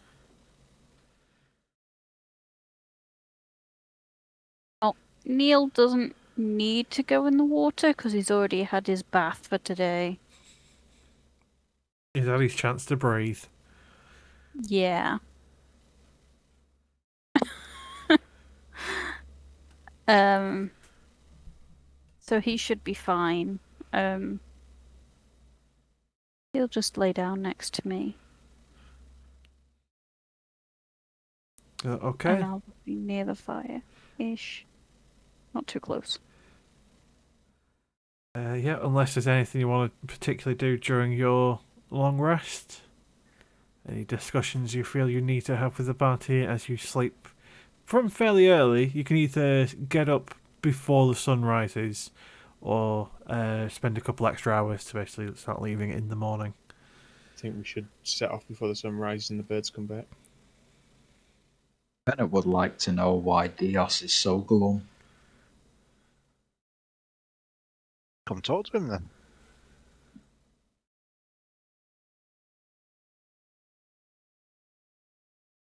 And he asks, why are you so glum? And nobody needs to worry about being woken up because Bennett whispers all the time, so. Sounds like he's had all the whiskey. And then some. Yeah. Don't really get an answer out of Dios. So I'm going to go there so it looks like we're looking at each other. Yeah, you don't really get an answer out of him. It's almost like he's not in the moment at this current time. He's very busy just staring at his armor. And from the outside, it looks like that it's not particularly special. His armor, it's a bit sort of dull. It's covered in marks and damage. It's extremely poorly maintained. But he's just staring at it like it means something to him. Has the armor changed since we last saw it on Dios? No, it's the same armor. It's always been sort of dull and poorly maintained. It's missing its entire right arm. So when he puts it on, his right arm is actually open to air.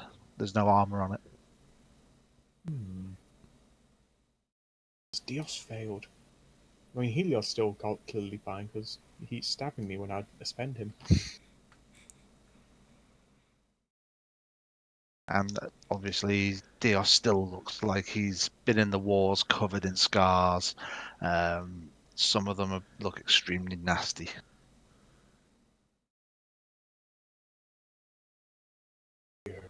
Curious cat. Bennett would compare scars, but prior to, well, he didn't have any scars prior to this adventure, and then he became a crap assassin, and now he's covered in scars. Except they're all still pretty fresh. I'll say I have a quick night terror, almost forgetting that Zolkar maybe had one thing that's almost as high on my fear list.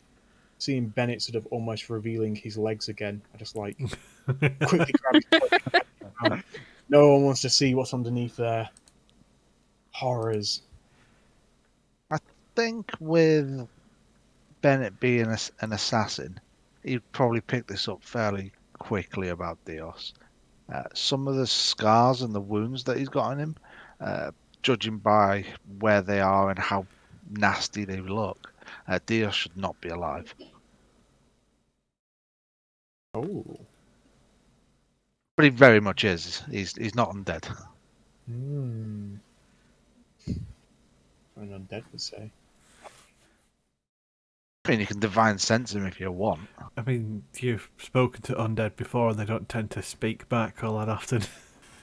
Yeah. But what if? That's true. He could be extra special. He is Dios. I'm just gonna personally keep sleeping. No shenanigans. Not this time. So I'm no straight to shenanigans from anyone. No shenanigans. Bennett asks Dios, do you feel like your god has abandoned you? No. No. Quite the opposite, in fact. Do you feel your god is smothering you? No.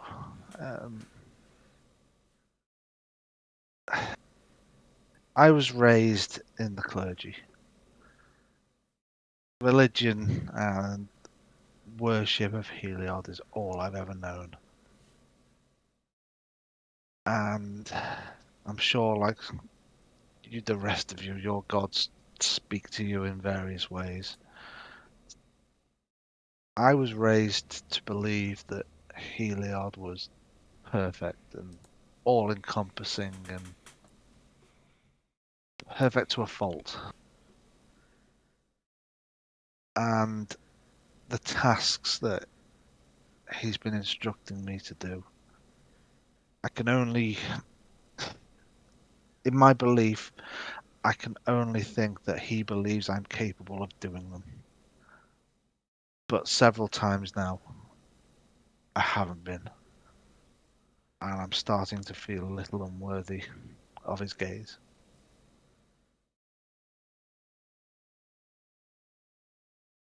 And right, just this is a sidebar of myself. I'm not whispering all of this because it is uncomfortable. But so this is Bennett speaking. This isn't me just talking. But right, so you said that you're struggling to do these things, and Bennett is. He says, I know exactly what you mean. I feel like I've failed my god at numerous times, but you know the gods are like us. The reality is they're deeply flawed. Why would such a perfect being want us to do their bidding for their own pleasure? Heliod is the leader of the Pantheon. You don't get to be leader of the Pantheon if you make mistakes. But perhaps Maybe. I'm not the right person to be doing his will. Do you consider yourself to be as good as Heliod? I previously considered myself the perfect vessel for his will. He points, I go. But recently he's been pointing to places I cannot go. And when you're faced with a being who you've been raised to believe is so perfect, when you fail him, the fault can only lie with you.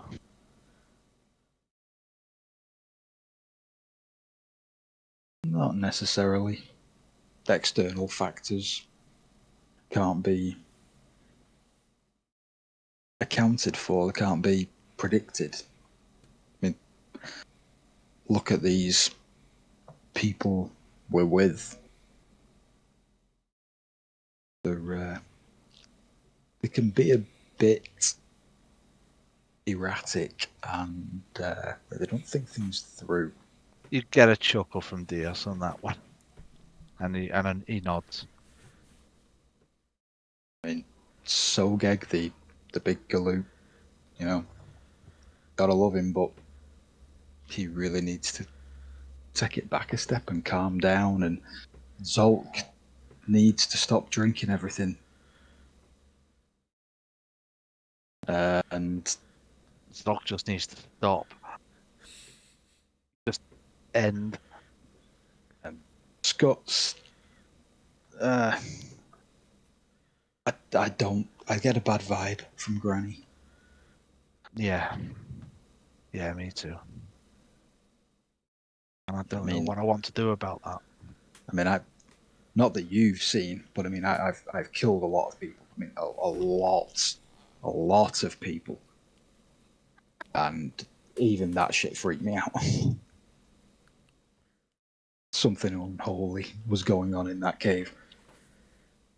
Whatever deal Scots and Zolk made in that cave, it's going to bite us in the ass. And I'm going to be there to drive my pike in its throat when it does. Something that evil cannot exist. Not to cause the potential damage that Granny and her kin can do.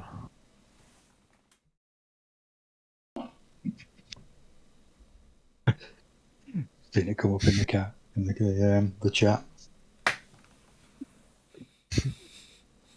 Just to quip that, I killed one person.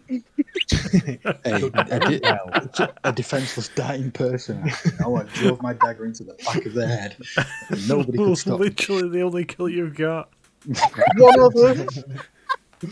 I stand to correct. There was one more kill. Wasn't it? In the first major place we stayed, when we were dealing with the bandits in that building, someone running out the back door, you clapped in the back of the head. Oh, true. Yes, you did. You annihilated one of the bandits in Lopus, yeah. So much so that I gave you an epithet What for it, about because I think you got a crit and all your sneak attack bonuses, and you murdered them. You made them very dead. To death. Killed them to death. I remember. They died when they were killed. That's the thing. I've killed that many people. I don't remember half of them.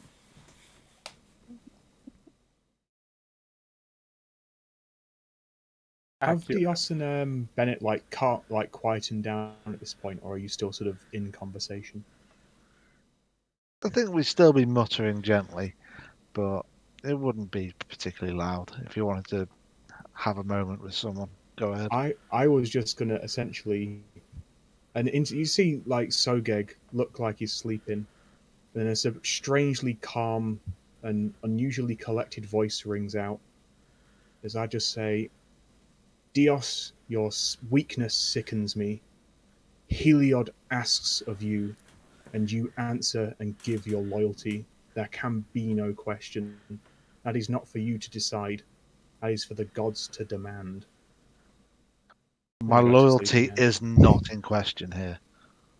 My faith isn't wavered. Your faith My is belief not in wavered. myself is where I am weak. My faith in Heliod is strong. And Learn that to is- notice the difference. I'd say that is what Mogis teaches. Our weakness and our failures are ichor to the gods. They are as sustenance. It does not matter if we fail, for there will always be others to follow up. But if you are to give up and no longer follow, and you have given up your faith, there is no question. You must keep succeeding even if you fail. For Heliod demands it, and it must be done. Unless it's Okay. against my agenda. Go back to sleep, Sogek. I sleeps. So you get the sense that Soga's very sure of himself. He's very... It's a bit pompous, So, perhaps. exactly. Almost like he has a pompous epithet. No, just more of a sort of... Essentially, he can't understand it. Essentially, he sees it as the bond made with the gods is essentially final. And that even our own frailty can't be questioned. If it means you die, it means you die. But you've made a pact with the gods. Though you are stealthier when you don't have your armor on, I'll give you that. Yeah, I'll definitely just go back to sleep. So okay, just go to sleep. Oh god, I'm having nightmares. I'm having nightmares that I'm a little rat. No. My one fear. Not caused by me just yet. God. Very scared when that's going to happen. So, I'm just going to rummage around in my pack and pull out some of my holy anointing oils and just dab them around some of the scars, just to keep Or is them it a like bit that soft. bio oil? A bit like that, but a lot more fragrant.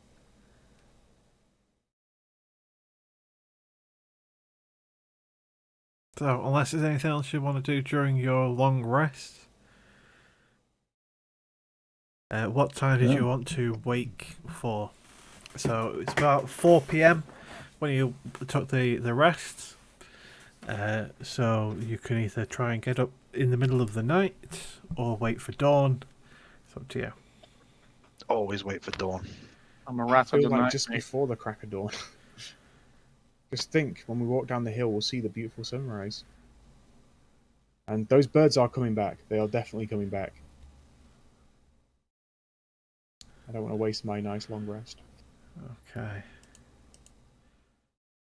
So what time are you going? So you're going for just before dawn? Cut it in half. Half an hour before dawn. Okay, fantastic. So, you push slightly further on as you come to the edge, the northern edge of the Catachon Mountains.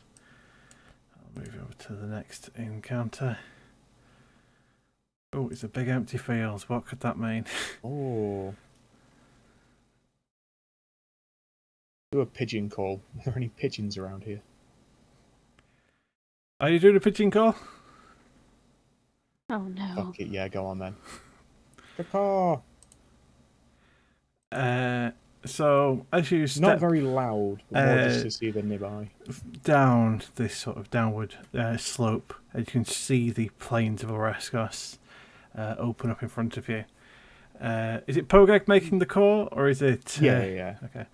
You hear the twin shrill call of Pogeg, answered by a booming, much deeper call. Well, there you go. It's not going to sneak up on us now. It's It's thereabouts. actually behind us. For God's sake. Oh, it was behind us. It was right in front of you. Just going to shout out. It's about, I'd say it's about 100 feet in the air. It's quite far up there, yeah. so it's got some time to swoop down at you yet. But it Is is, it shouting it is my mountain? gunning straight for you. What's it shouting? That depends. Just speak with animals like you speak with monstrosities. Oh no, I will say. So it is a booming food breakfast. Ah, yes. I will shout back the exact same. Breakfast is coming. And I will I will phalanx up my pike, my Zeiston ready behind my shield. Dig. Okay. Zolt, you fucking coward! So I'll ask everyone to please roll initiative, and then we'll go through the initiative order. It's about 100 feet in the air, swooping down.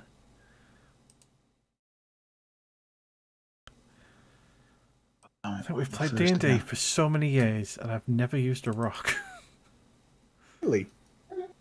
Cool. Never Clearly, met a Heliod rock. has blessed us this morning with such a Controls. fine feast. Look at this super chicken. Meet the super chicken. Guessing Scuts Really can't put that is. in a pocket. It's a bit too big. So Scuds is technically not here, so Yeah. I will put No. her on the GM layer. I She want disappears. secret. So yeah, you can't you instant kill it by coward, just run stuffing it down away. the shirt. I'm guessing it's too big for that though. It's very big. It is quite big, but Very if you hard. made Scott's size huge, which is definitely possible, Oh, it would not be too big. oh my word! Love that ability so much. It's so fucking ridiculous. Okay, so is that everyone roll? Fantastic. Bennett, you are the first to react to the screech. To you, it just sounds like a normal screech. Although Sogeg and Nadrin both assure you that this thing is screaming breakfast as it swoops towards you.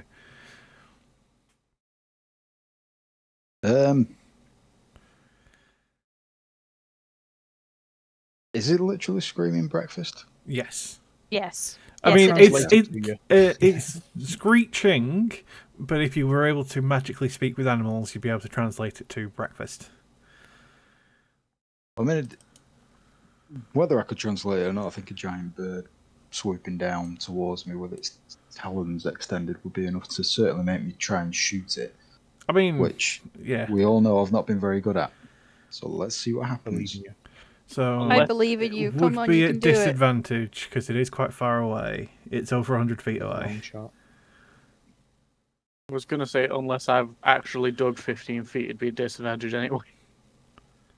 Oh, for God's sake. Oh, Curse yeah, you. that is also true. Curse Move you. away from me. That is a miss as the Lucky. wind catches it. Also need to have to remind me. Right, bear with me.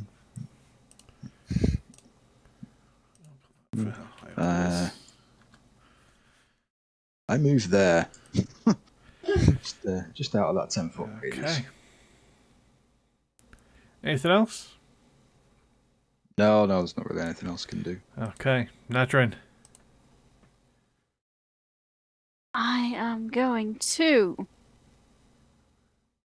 move over here.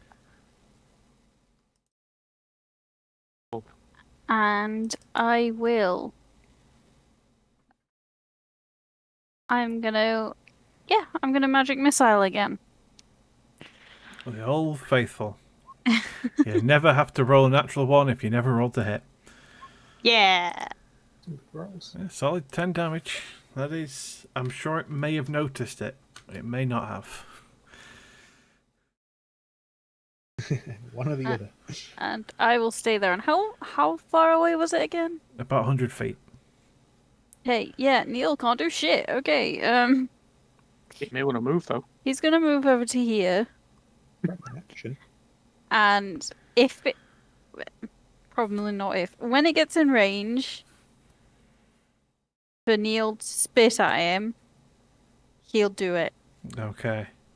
What's the range of Neil's spit? Oh, 30, 60. cool. Okay. Dios. What's the range on from here to the thing? So on top of where you currently are, so it's probably about 130 feet away from you, 120, 130 feet. Yeah, I'm not really able to do much with that, I'm afraid. So I am going to. I can't use that. Everything I've prepared is not good, which is a problem. So I am going to move. Meld Yeah, into get away from stone. Zolk. That's what we can meld into stone. And I will hold. What do I want to hold? I think I will hold Toll the Dead. Okay. So if it happens to get in range, well, Just as soon as it Bell gets it. in range. Okay. yeah, chances are it's going to take damage before he gets to me. It has already taken damage Yes, anyway. it has already taken 10 points of there we damage. go then. So. Winning. Okay. Yep, as soon as it's in range. Zolk, you are currently digging a hole. You'd only be 10 foot down because that's as far as you can go in a single turn because I think you've only got a burrow speed of 10 feet. It was 15, but I could be wrong. I'll be surprised if I gave you a 15 because burrow speed is quite a lot. But Fair it is enough. your turn. So dig down as far as I can and hold vials and for when it's in range, Oh, let me find. which is 120 feet. I mean, yeah, but can you stick your head up 10 feet? Yeah, you got a burst Not speed that tall. of 10 feet, and you are size small, so. I can look at me all. I mean, you would have If it's to. directly above you. periscope. So you've used your entire movement to go 10 feet down, so you've got no movement to go the other 10 feet or 20 feet back up. If I can somehow see it through the hole, So if it's directly overhead. yes. Okay, fantastic. So you are Okay. currently at minus 20 feet. So I'm using the bottom box on your token to mark how far down you are. Okay. Okay. Sogeg. I'm first gonna move here. Then I'm gonna use my Fisherman of Allies ability, as I'm gonna move Neil to here, please. Okay. I rod Neil out the way, so I don't want to be at disadvantage when I do the next thing. As I'll run here, and I'll look to the skies, and in bird speech, I'll just yell out a general taunt, sort of "Come get me, come get your breakfast," as I'm just going to hide behind my great shield. And then Pogeg I mean, is you've going got a to- bonus action ability to make it come after you. It's too far away. That's true. Well, that's 30 fair. feet. Quite short range that. I thought it was a lot longer than that. No, good as shit though. I really like it. As Pogeg is going to jump off me back, and Pogeg's actually going to be invisible for a bit Okay. and run here. Oh, it marked that it cannot be seen. I'm invisible. Stealth mode. Super stealth mode. Two of them Super now. stealth. So stealthy. And then that will be my turn. Is that's all my actions? Okay. It is the rock's turn. As it is going to swoop on. So about to here. So it's current height. So that will have gotten within range of anyone holding an action for it to get close enough. That'll be Neil and About the whole- Dios.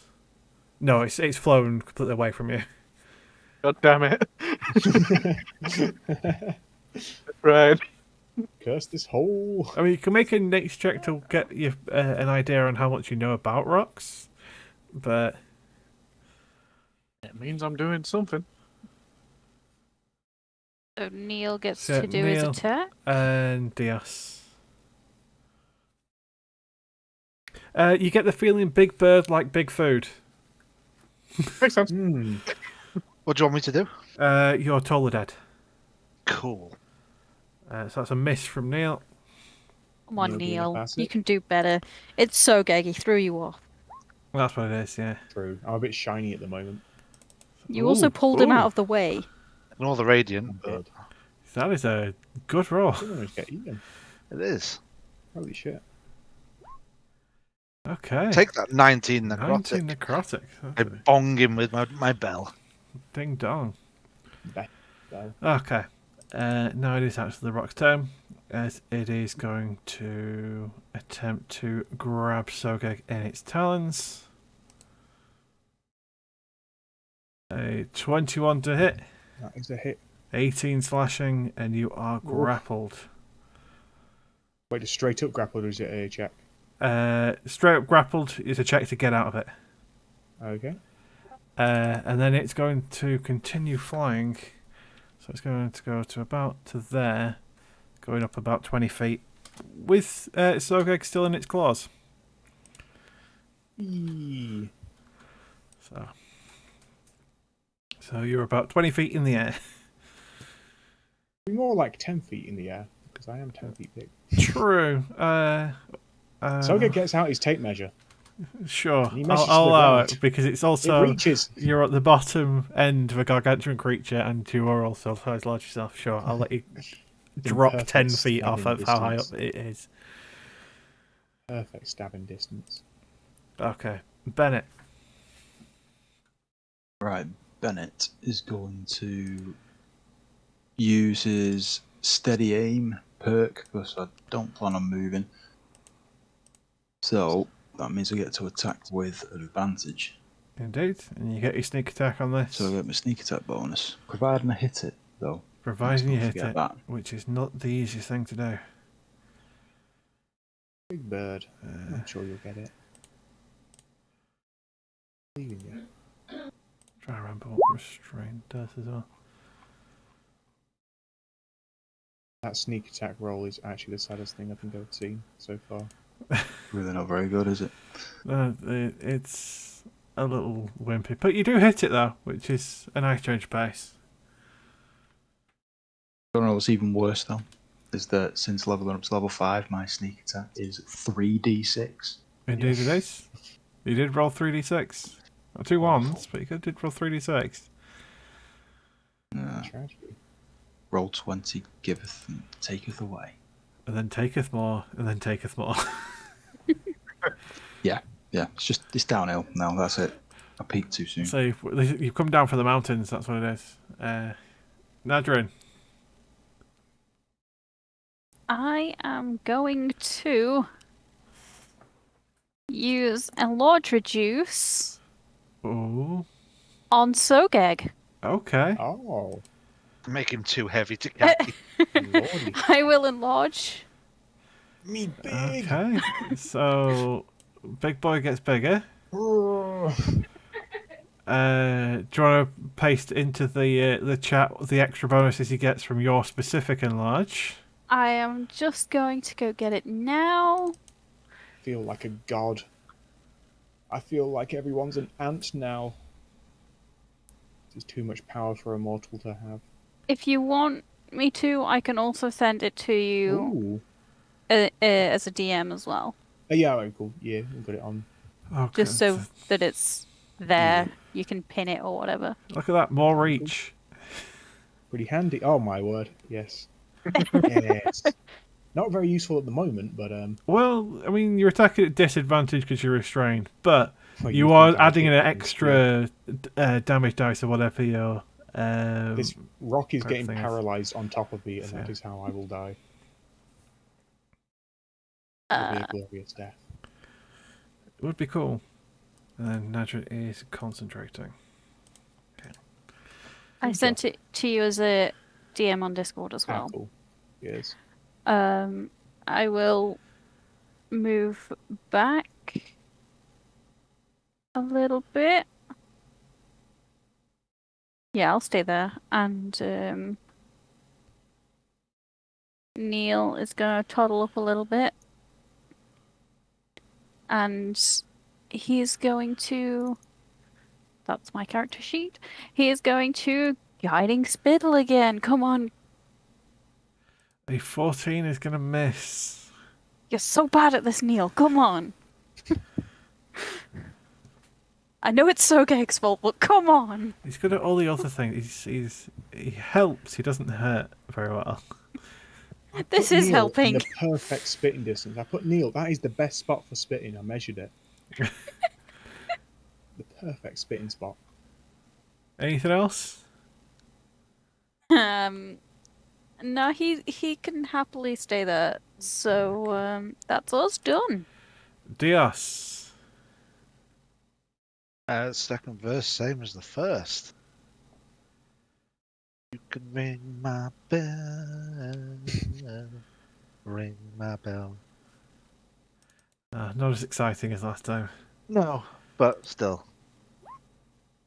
I'm going to step over here. Go into this nice open area. That's all I want to do for the moment. Okay, Zulk, you're 20 feet straight down.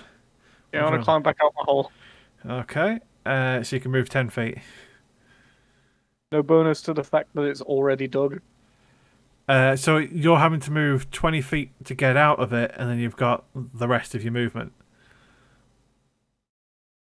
Fair enough.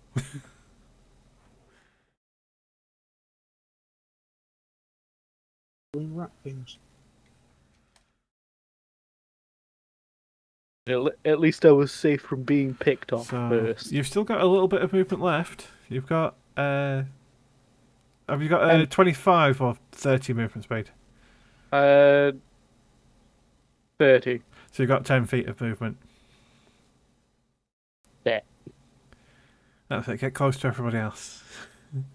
I went diagonally away from Bennett. Okay. Any actions?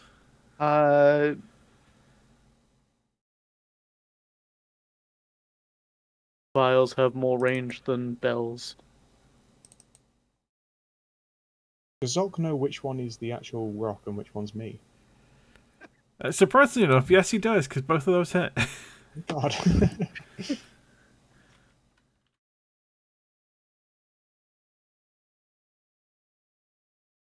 Oh, I'm done throwing shit. Okay. Sogek, you are restrained, so your attacks are at disadvantage. But you do add an extra damage dice to your attacks, because you are size huge now. And they're at normal because I've been damaged. And they're at normal, because, yeah, you have been damaged by this Yes. creature since your last I turn. just revel in the gripping, pincered talons. And I just shout at the rock in bird speech, for Mogis! Is it at the end? Is it an action to ungrapple myself? Or Yes, is it it's at the an end action to ungrapple yourself. Oh, shit. No, I've got more faith in that I'm going to paralyze it, as I am going to stab it with my barbtail. Twice, no less. You're not blessed, Not a are you? bless. Not a Good. bless. Sorry, I didn't turn it off. So the first one misses, but the second one does connect. You also get an extra damage die. You get an extra D4 You on get top the of that extra- as well, yeah.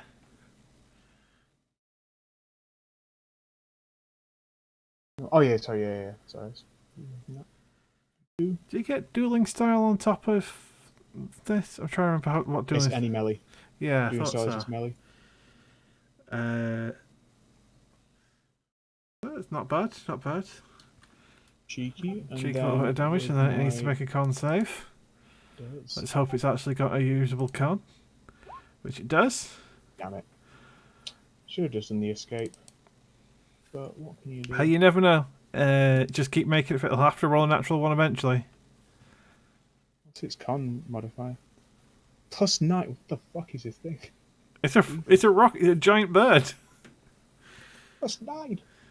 Crazy. I am going to Shield of Faith myself. That's probably wise. Protect me, Mogis.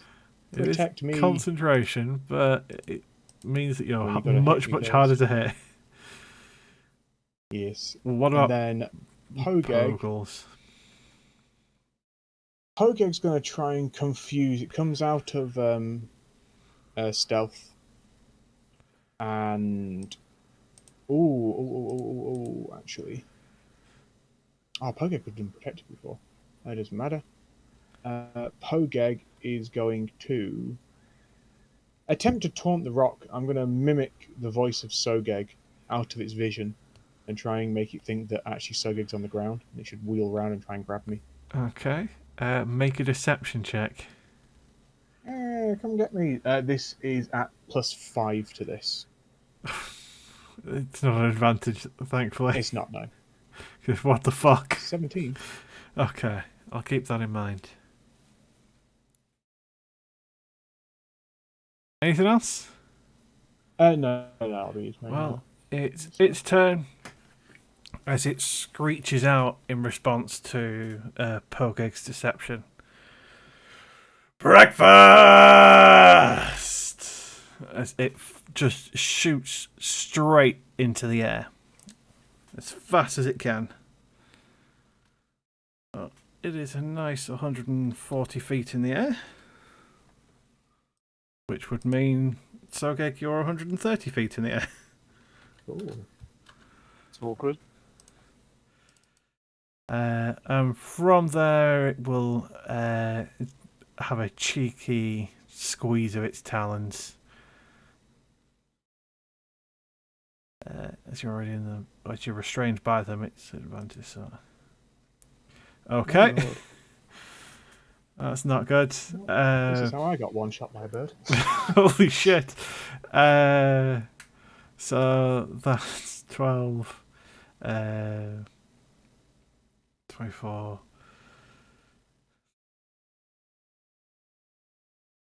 43. 43 points of damage I am dead.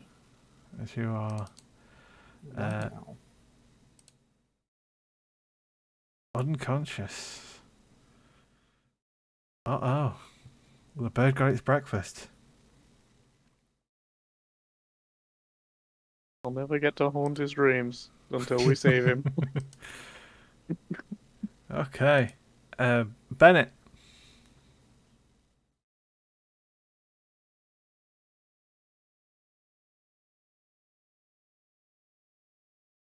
Right, yeah. Doing exactly the same as what I did last time. Hopefully it's still within range. 140 foot up now. Well, that's... I won't get the advantage then. It's still theoretically within 5 feet of an ally, so I will give you sneak attack.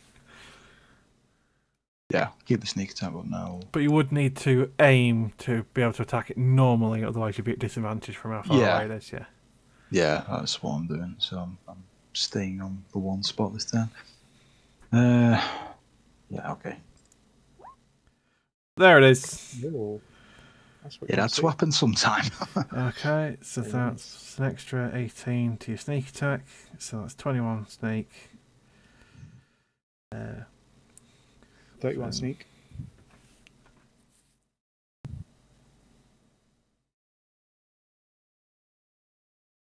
Yeah, 31. I don't know what I said. Yeah, 31.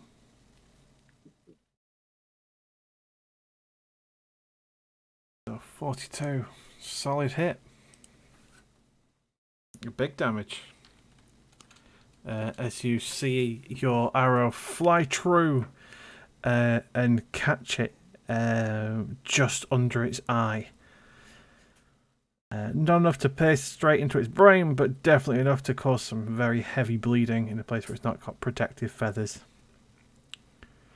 Let's have it make a Constitution saving throw. Wouldn't be an advantage. So a 16. Okay. I hate to do this, but I kind of don't. It's okay. You get dropped. Ooh. As it basically loses concentration on holding on to you. So this is going to really hurt. You'd only take the immediate loss of It's going to be a over death my total save. health, though, isn't it?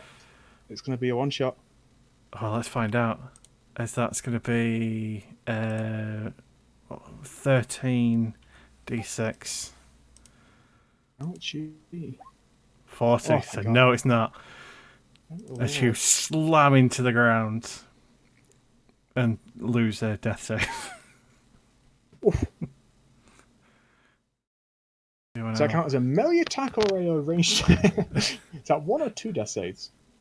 It's just one death save because it's not actually an attack. It's just environmental Praise- damage. Praise the rock gods. Praise them. Ow, that hurt. Holy shit. Okay. Nadrin. How far up is this thing? So it is currently 140 feet in the air.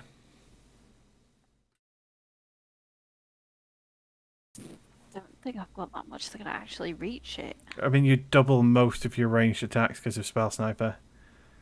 True. Pretty sure magic missile. So is, Magic Missile, your Eldritch Blast, all those ones will definitely be in range.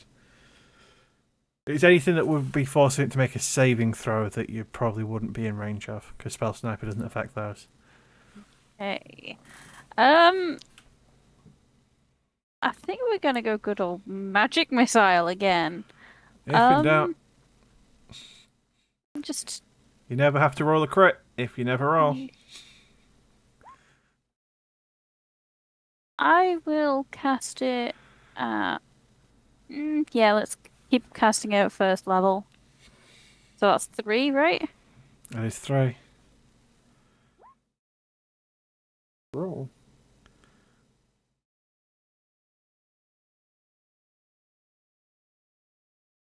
Okay, 11 more force damage.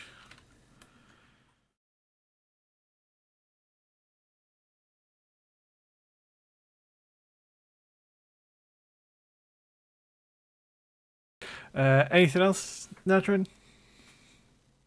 I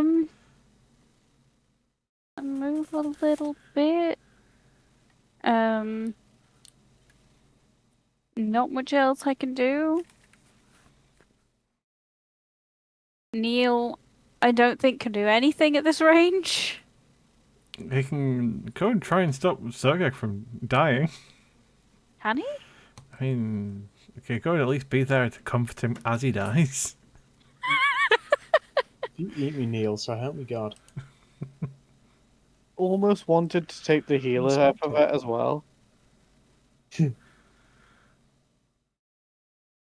But instead I can go fast. Good priorities. Yeah, Neil can't really do all that much, so A big rep. he'll move a little bit just to be like in front of me. And I don't think I'm concentrating anymore because he died. It's up to you whether or not you want to keep him size huge or not. Make a big corpse or a small corpse. I'll let him stay big for a bit. I'll let him stay big for a bit. Okay. Dios. I'll kick in between the legs, right where the plums are, and I'll use my healer epithet. A healing kick for the Jokes on plums. you, they moved. I They thought you got rid of moved. your healer epithet. I Oh no, got you rid got of rid of God's Godspawn, didn't you? Yeah. Yeah. So yeah, You get 1 point of health back. Yes. I'm kicking the ghoulies. I'm back in the white real world. Action to do that, isn't it? I'm gonna guess most. Yeah, the whole Yeah. point of the healer epithet is it saves a spell slot, but it still takes an action. It's not really that worth it. It's one of those that's prime for a Will of the People upgrade. Yeah. But who needs the Will of the People? Who does need it? I've tried it twice and it's failed both times. And the one person that succeeded on it didn't do anything with it. Yes. I would just step back. And that was me as well. No, that was At Zolk. me. Didn't That's you it. try and use it on me? I did message you before Yeah. today's session to try and do it. I will the people so hard. So you kick him in the butt, and then you walk away. Is that everything? Fact.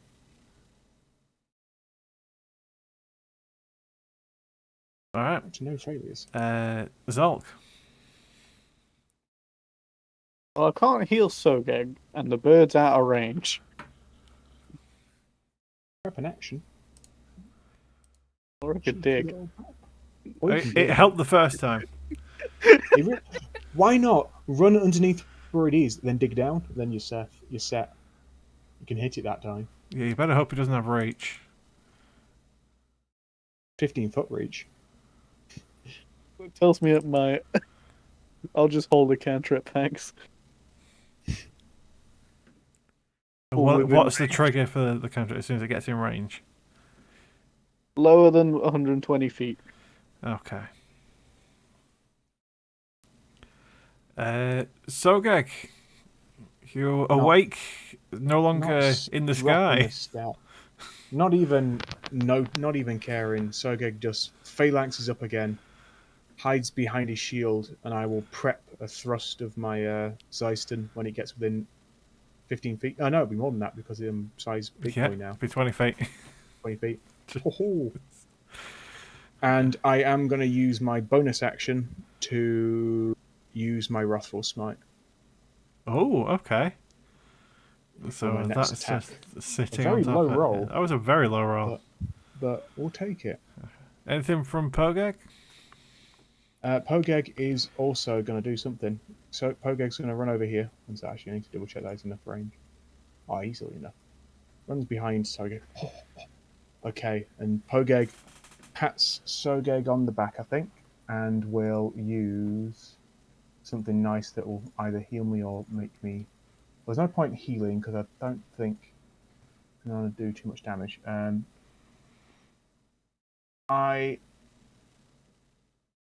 going to use bonded action. I'm going to bless. Damn it, I'm not with it. What's that? Am I within 30 feet of? It's only one thing anyway. Yeah, sorry. I bless Soge with bonded. Okay. That'll get me that saving throw bonus It's needed. and the attack roll bonus. Hey. And now I'm my turn. Okay. Well, it's turn. Let's have a look. Okay. It's going to swoop its way over. It'll go over here. So it drops down. So those that were prepping an action to shoot it as it flies past, it will definitely get within range of pretty much everyone. Throw shit. And miss. A miss. Yes. And you would have only got one of those as well. Okay.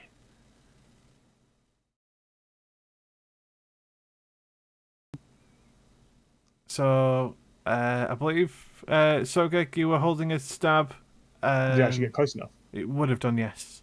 Oh. Mainly because you've got a stupid amount of reach. Does it, even though I died, does it count as me having taken damage last turn? Do I get this You did advantage? take damage between. I did. Well, actually, no, That's you a haven't 5, taken though. damage yet because it's since your previous turn. So yeah, no, you haven't taken damage yet. I did though, didn't I? Because I got dropped. But Oh, it's no, you're just right, been your right, turn. sorry, So yeah, if it did yeah, damage yeah, to you, yeah. Yes, sorry, yeah. Remember that. Then I will just do my two-handed thrust. Good It's thing a I bless. good thing you're bless. And it'll be +2 as well, and Yeah. a wisdom saving throw. Oh, first of all, wisdom save. DC Ooh, 13. Oh, DC it failed. Doesn't matter. It's frightened of me. Yeah. Additional 2 points of damage. Okay. Until the spell ends, you can make a save at the end of your. Okay.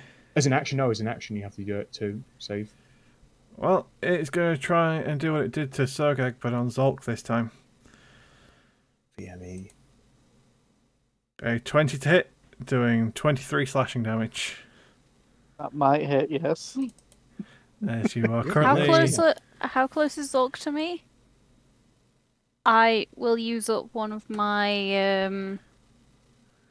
thingies. Yes, your reactionary tidal wave thingies. But Yes. Will it reduce it enough? It is. You get 10 temporary hit points, Oh. Okay. and if it reduces the temporary hit points, which it will, each creature within 5 foot of my target takes 2d8 cold damage. So you'd only take 13 slashing damage and still be grappled. But it would also then take 2d8 cold damage. I'm less dead.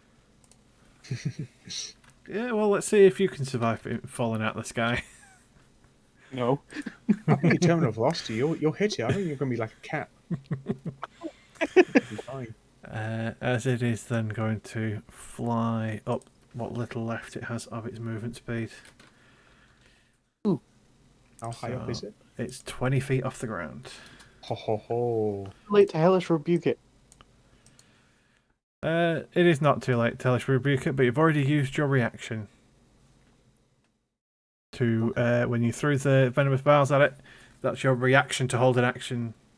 So you hold an action to prevent yourself using an action to use your reaction later to do something. Okay. So you've got no reaction left.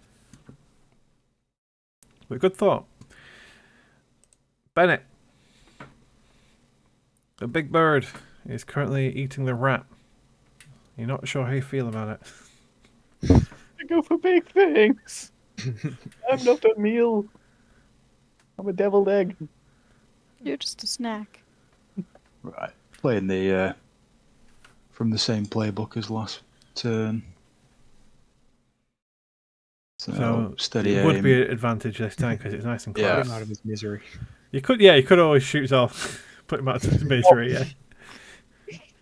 Be really easy to, but no. I don't think this is going to be the same as last time. But You never know. That still hits. Not bad. Do Not a bad. solid 21 damage. Can't complain on that. Here you are complaining about roll 20 all the time, and there it is treating you nicely for once. must have got sick of listening to me moaning. All right, Nadrin.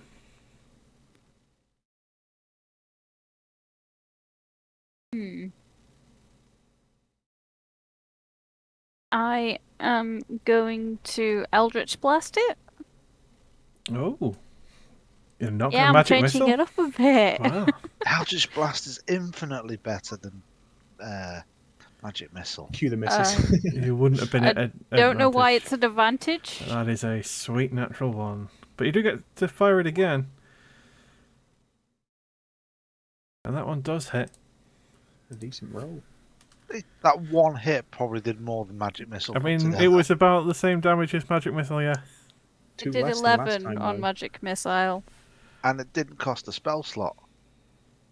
And yeah, that was with one of potentially two hits. Yeah, but magic. Yeah. I said it's you don't have to fail if you never try and roll the dice. That's magic missiles. Exactly. Exactly. Unless you roll a one on the magic Exactly. missile. So I need to think of an boring. epithet based on magic missile for you. Don't worry. You One we could actually have to choose hit to with it. roll a dice to hit with it for the exercise. There you go. I'm gonna move back a bit and how high up is it now? It's 20 feet up. Okay. So So it would be a disadvantage for the spit. But it's still within range. if he moves But to if he there, moves to is there, it's not. Yeah, he's fine. Yeah, he'll move to there, and he's gonna try. He could do it. Come on, Neil. Come on, Neil. Oh, that's a hit. That is a hit. Not bad. Good job, Neil. 5 acid, and you'll see a bright patch of slimy goo. Goo. I should have got him to go first. Probably. It's useful though. Now it's got a. Okay.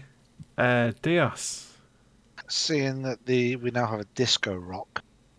It's just a sort of a patch of more shiny feathers than they once were. I think I've got one within 120 feet of it. Another Eldritch Blast.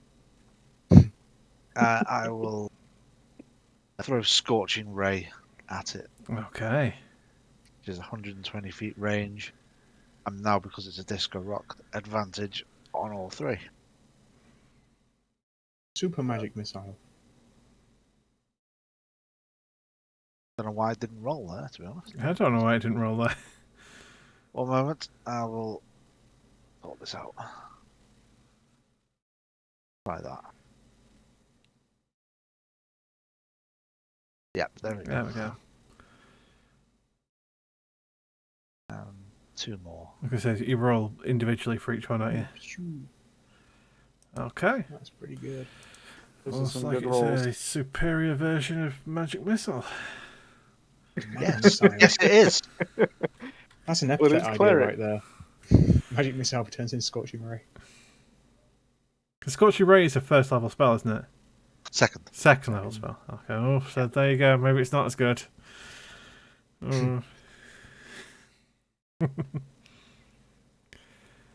The damage speaks for itself. It did get damaged. Although fire is quite easily resisted, whereas force is not. Like clerics get away to ignore fire resistance later on. I'm sure they do, because they don't have enough bullshit to do. Okay, Zolk, you are currently restrained within the talons of the rock, which means your attacks are at disadvantage, and you can't move. Can I you smell what the recommend rock's getting cooking? But you can use your action to try and break free, but those talons are pretty fucking strong. Yeah. It's 19, isn't it, to get out? And 19 to get out. We've hurt it pretty bad, yes? It's definitely injured. You get the feeling that it may have bitten off more than it can chew on this one, which is probably why it went for the smallest one. This might be a bit of a strange one.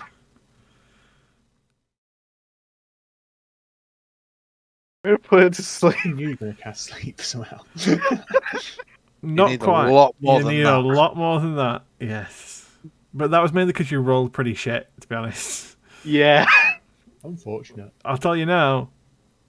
You could have succeeded.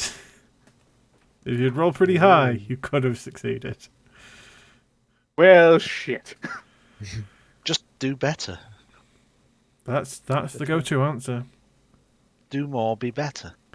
I use my bonus action to spit in its eyes. No, you cannot. Because Oh. you don't have Pogeg's ability to spit in people's eyes. Yeah. You've got to be special for that. Sogeg. Right. Pogeg is going to go first. And Pogeg is going to hobble over here. As it's going to call the rock and just say, I can smell what the rock is cooking, and it smells terrible. I will Ooh. viciously mock it. Ooh. Ooh. It's a good thing it Gets can, psychic it damage. can speak with animals, yeah. As you have disadvantage on your next attack roll. Oh. And then Sogeg is going to run here. There's no one kills the rat but me. As I call on the power of my Eldritch Claw Tattoo, as I now have a 40-foot attack range.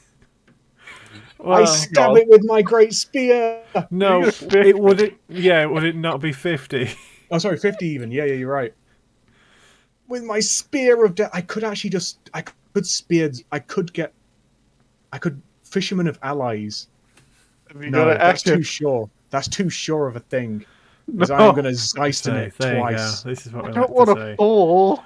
As Yeah. I'm not blessed. I am still blessed, sorry, yep, because it's from Pogeg. Sweet. As I call on the gods. As I will actually use my. I'll use another Wrathful Smite. Because why wouldn't I? Because I got a feeling that the first crit lands. So a crit of sorts. Is it? It's not at all. Sorry, I saw the red one before I saw that. And then I stab it again. Okay. Oh dear. So it's just the first one that hits. But The second one, I'm actually going to.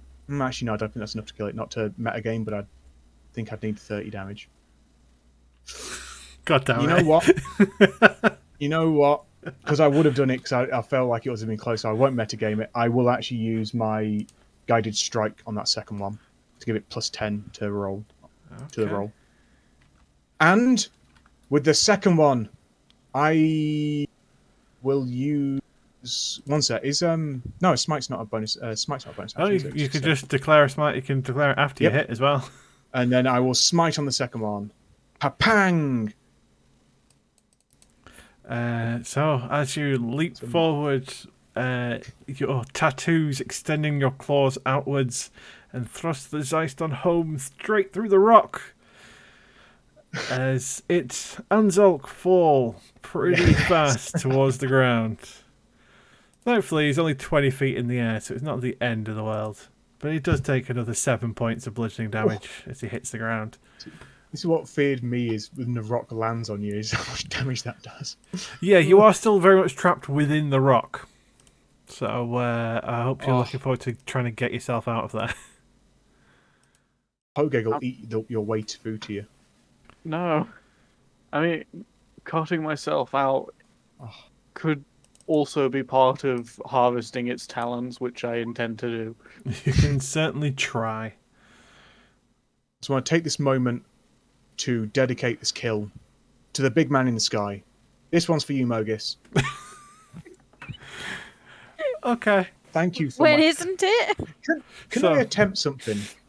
Can I just attempt a Fisherman of Allies and just stab into the rock and see if it hits Zolk to fish him out? Wait, what? Okay. Fisherman of Allies. I need to actually read how I've written Fisherman of Allies versus Yeah. something being restrained. Also, because I want to know how that works as well, because that seems like it would be broken if I could just unrestrain people at whim. Be interesting. It would be. I would say yes, you will be able to. You'd need to get within 10 feet of him because it's. Oh, fair. Yeah. Oh, sorry, But yeah, of course. yes, you would be able to knock him out, mainly because usually if something's restraining and grappling someone, they're doing it to steal somebody. So, yes, you may knock them free, but if you did that while it was in the air, he'd fall. Here's my next question. And I get it if it's the hard 10 feet, but I believe the 10 feet is written from the perspective of having reach. How does this work with... But your Zyson's theoretical- a 15-foot reach, not 10. Oh, that's true. So it's a fair written answer. more based on Yeah. To not be broken. making it funny. Yes. was the whole idea. Yes. You just see Sogeg trying to wiggle his fishing rod at Zolk, and because I'm not close enough, I refuse to move. Okay. In principle. As we are getting quite late, I will pause here. So you will start next week off with you harvesting the rock, and then continuing as you are right on the border of the plains of Oreskos. So you'll be wandering the grasslands and the savannas soon. So let's do the end of session wrap up. So piety. Those that showed up get a point of piety. In fact, I will do Scott's one as well because she was here for the most part. So I'm not going to punish her just because she didn't get to the end of the session. So, gets a point of piety. Did you complete your minor divine agenda? Let's have a look at everybody's agendas. Gonna be a no from me. Oh, yeah. That is a no to Nadrin. That is a definite yes for Sogeg. Yes. That is a definite yes for Dios. In fact, I need to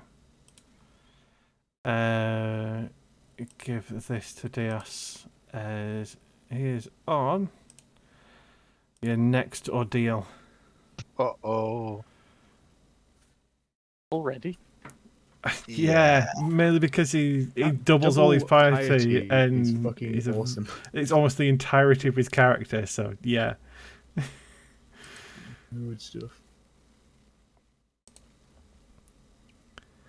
That's a no for Skirts. That is a yes for Bennett. So you get a point for Bennett.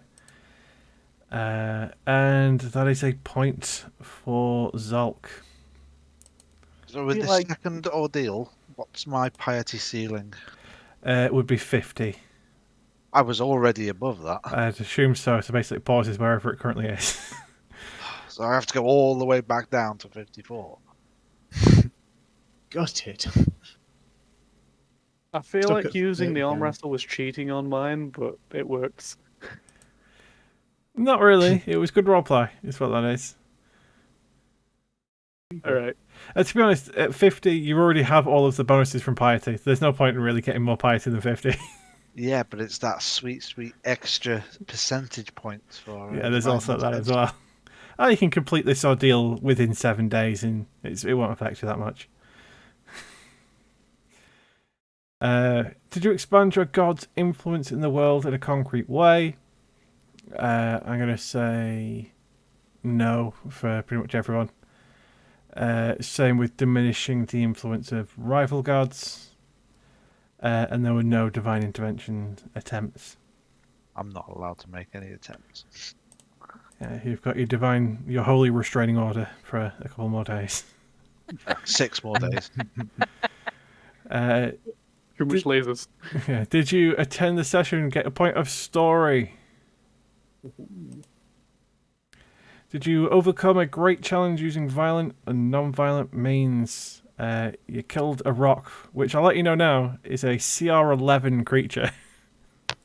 It felt it. That was very scary. That was. This is why CR can't be trusted. Oh oh god, why am I 100 feet in the air? That was the entire point. I just wanted it to turtle everybody. I think where it just grabs, picture it goes up as high as it can, then drops, and then goes to something else, pick up, grab, drop. That is terrifying. Did you make a significant discovery or unearth some lost history? You had the Oread scream at you about the end of the world, that you're going to cause it. So yes. Did you perform an act worthy of a new epithet? So go on, give me your epithets. What did you think you did? Stabbed Sogeg because he deserved it. Ditto. I don't know whether or not I can give you the epithet Sogeg Stabber, but Please He don't. deserved it. Listen, Must I am going to stab give more. Nadrin something for fucking Magic Missile. Is this my Hell second yeah. or third time beating Sogeg in an arm wrestle?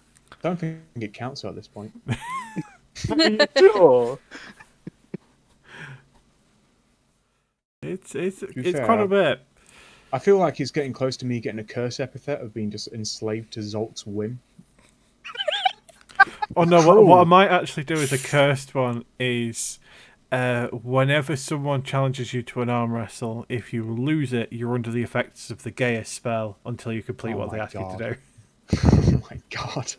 That's brutal. This is going to pretty really impressive. just I like mean. that. Yeah, there will be arm wrestles between Dios and Sogeg if that's a thing. I mean, I'll definitely refuse those ones. Definitely refuse those ones. I don't trust Heliod. What if part of it you're not allowed to refuse? And I'm taking the athletic. It'll be one of those where if you win the contest, you get a big bonus, but if you lose it, Ooh. you get the Gaius. So it'll be trying to work Curse out a you, way for that. Zolk. Curse you and your natural ability at arm wrestling. So, any other epithets other than Nadrin getting something for just spamming Magic Missile all the time? That's I cool. like that spell. He gave you a point of story, so I'll give you that. Not an epithet, but I do like to think that birds all around the world are starting to hate me more and more. They hear my name. Sogeg the Taunterer. Sogeg the Rock Killer. I'm going to get murdered by bloody birds now. I think we need to butcher this thing and get some rations together. I Yeah, agree that with will that. be the beginning of the next session with that one. And then, yeah, the performance successful, will the people check? No. And loyalty points, so this is for Pogeg and for Neil. Yep. They get a point of loyalty for attending the session. Did you fight together as one? Yes, you did. Yay. Did you sacrifice something for the good of your companion? No. Did they perform an incredible action? Not that I can think of. Neil actually hit something. That's Pretty good. That's kind of You gotta a give it. standard as opposed to. he got a good old C on his test. Well done. Did your companion remain in good health? I'll give a point for both of you on that one. Actually, that's not Well, Pogeg took some hits from the tassel worms that weren't actually hostile to you until you started I waved and they tried to chase after me. you started poking and defiling the shrine, or at least the temple. So they needed to do what they needed to do. And now they've gone to Granny. And now, yeah, one alive, one dead one's gone to Granny. God, that's a bit morbid, isn't it, actually? So as I for needed the the dead one. ordeals, so I know the Mogis ordeal has been, the spanner has been thrown into it. And then, of course, the ordeal of Heliod, if you do want to take that or not. There is also the ordeal of Echidna, as Scott's has got one going on as well. If you don't want to take it or you don't think you can complete it, you can refuse an ordeal and take a minor penalty, basically lose some piety, and then it would get a new ordeal when you get back up to the point where you can get the next one. I'm going to have to do that. I should do that last session, actually. But yeah, I will do that. Boy, Okay. So you'll lose 10 piety Oh Lord! but you'd add on whatever piety you would have got this session, so you'd have done that before Okay. this one. So, Sweet. and then once you get to 25, you get a new ordeal. Should be next session. Ooh.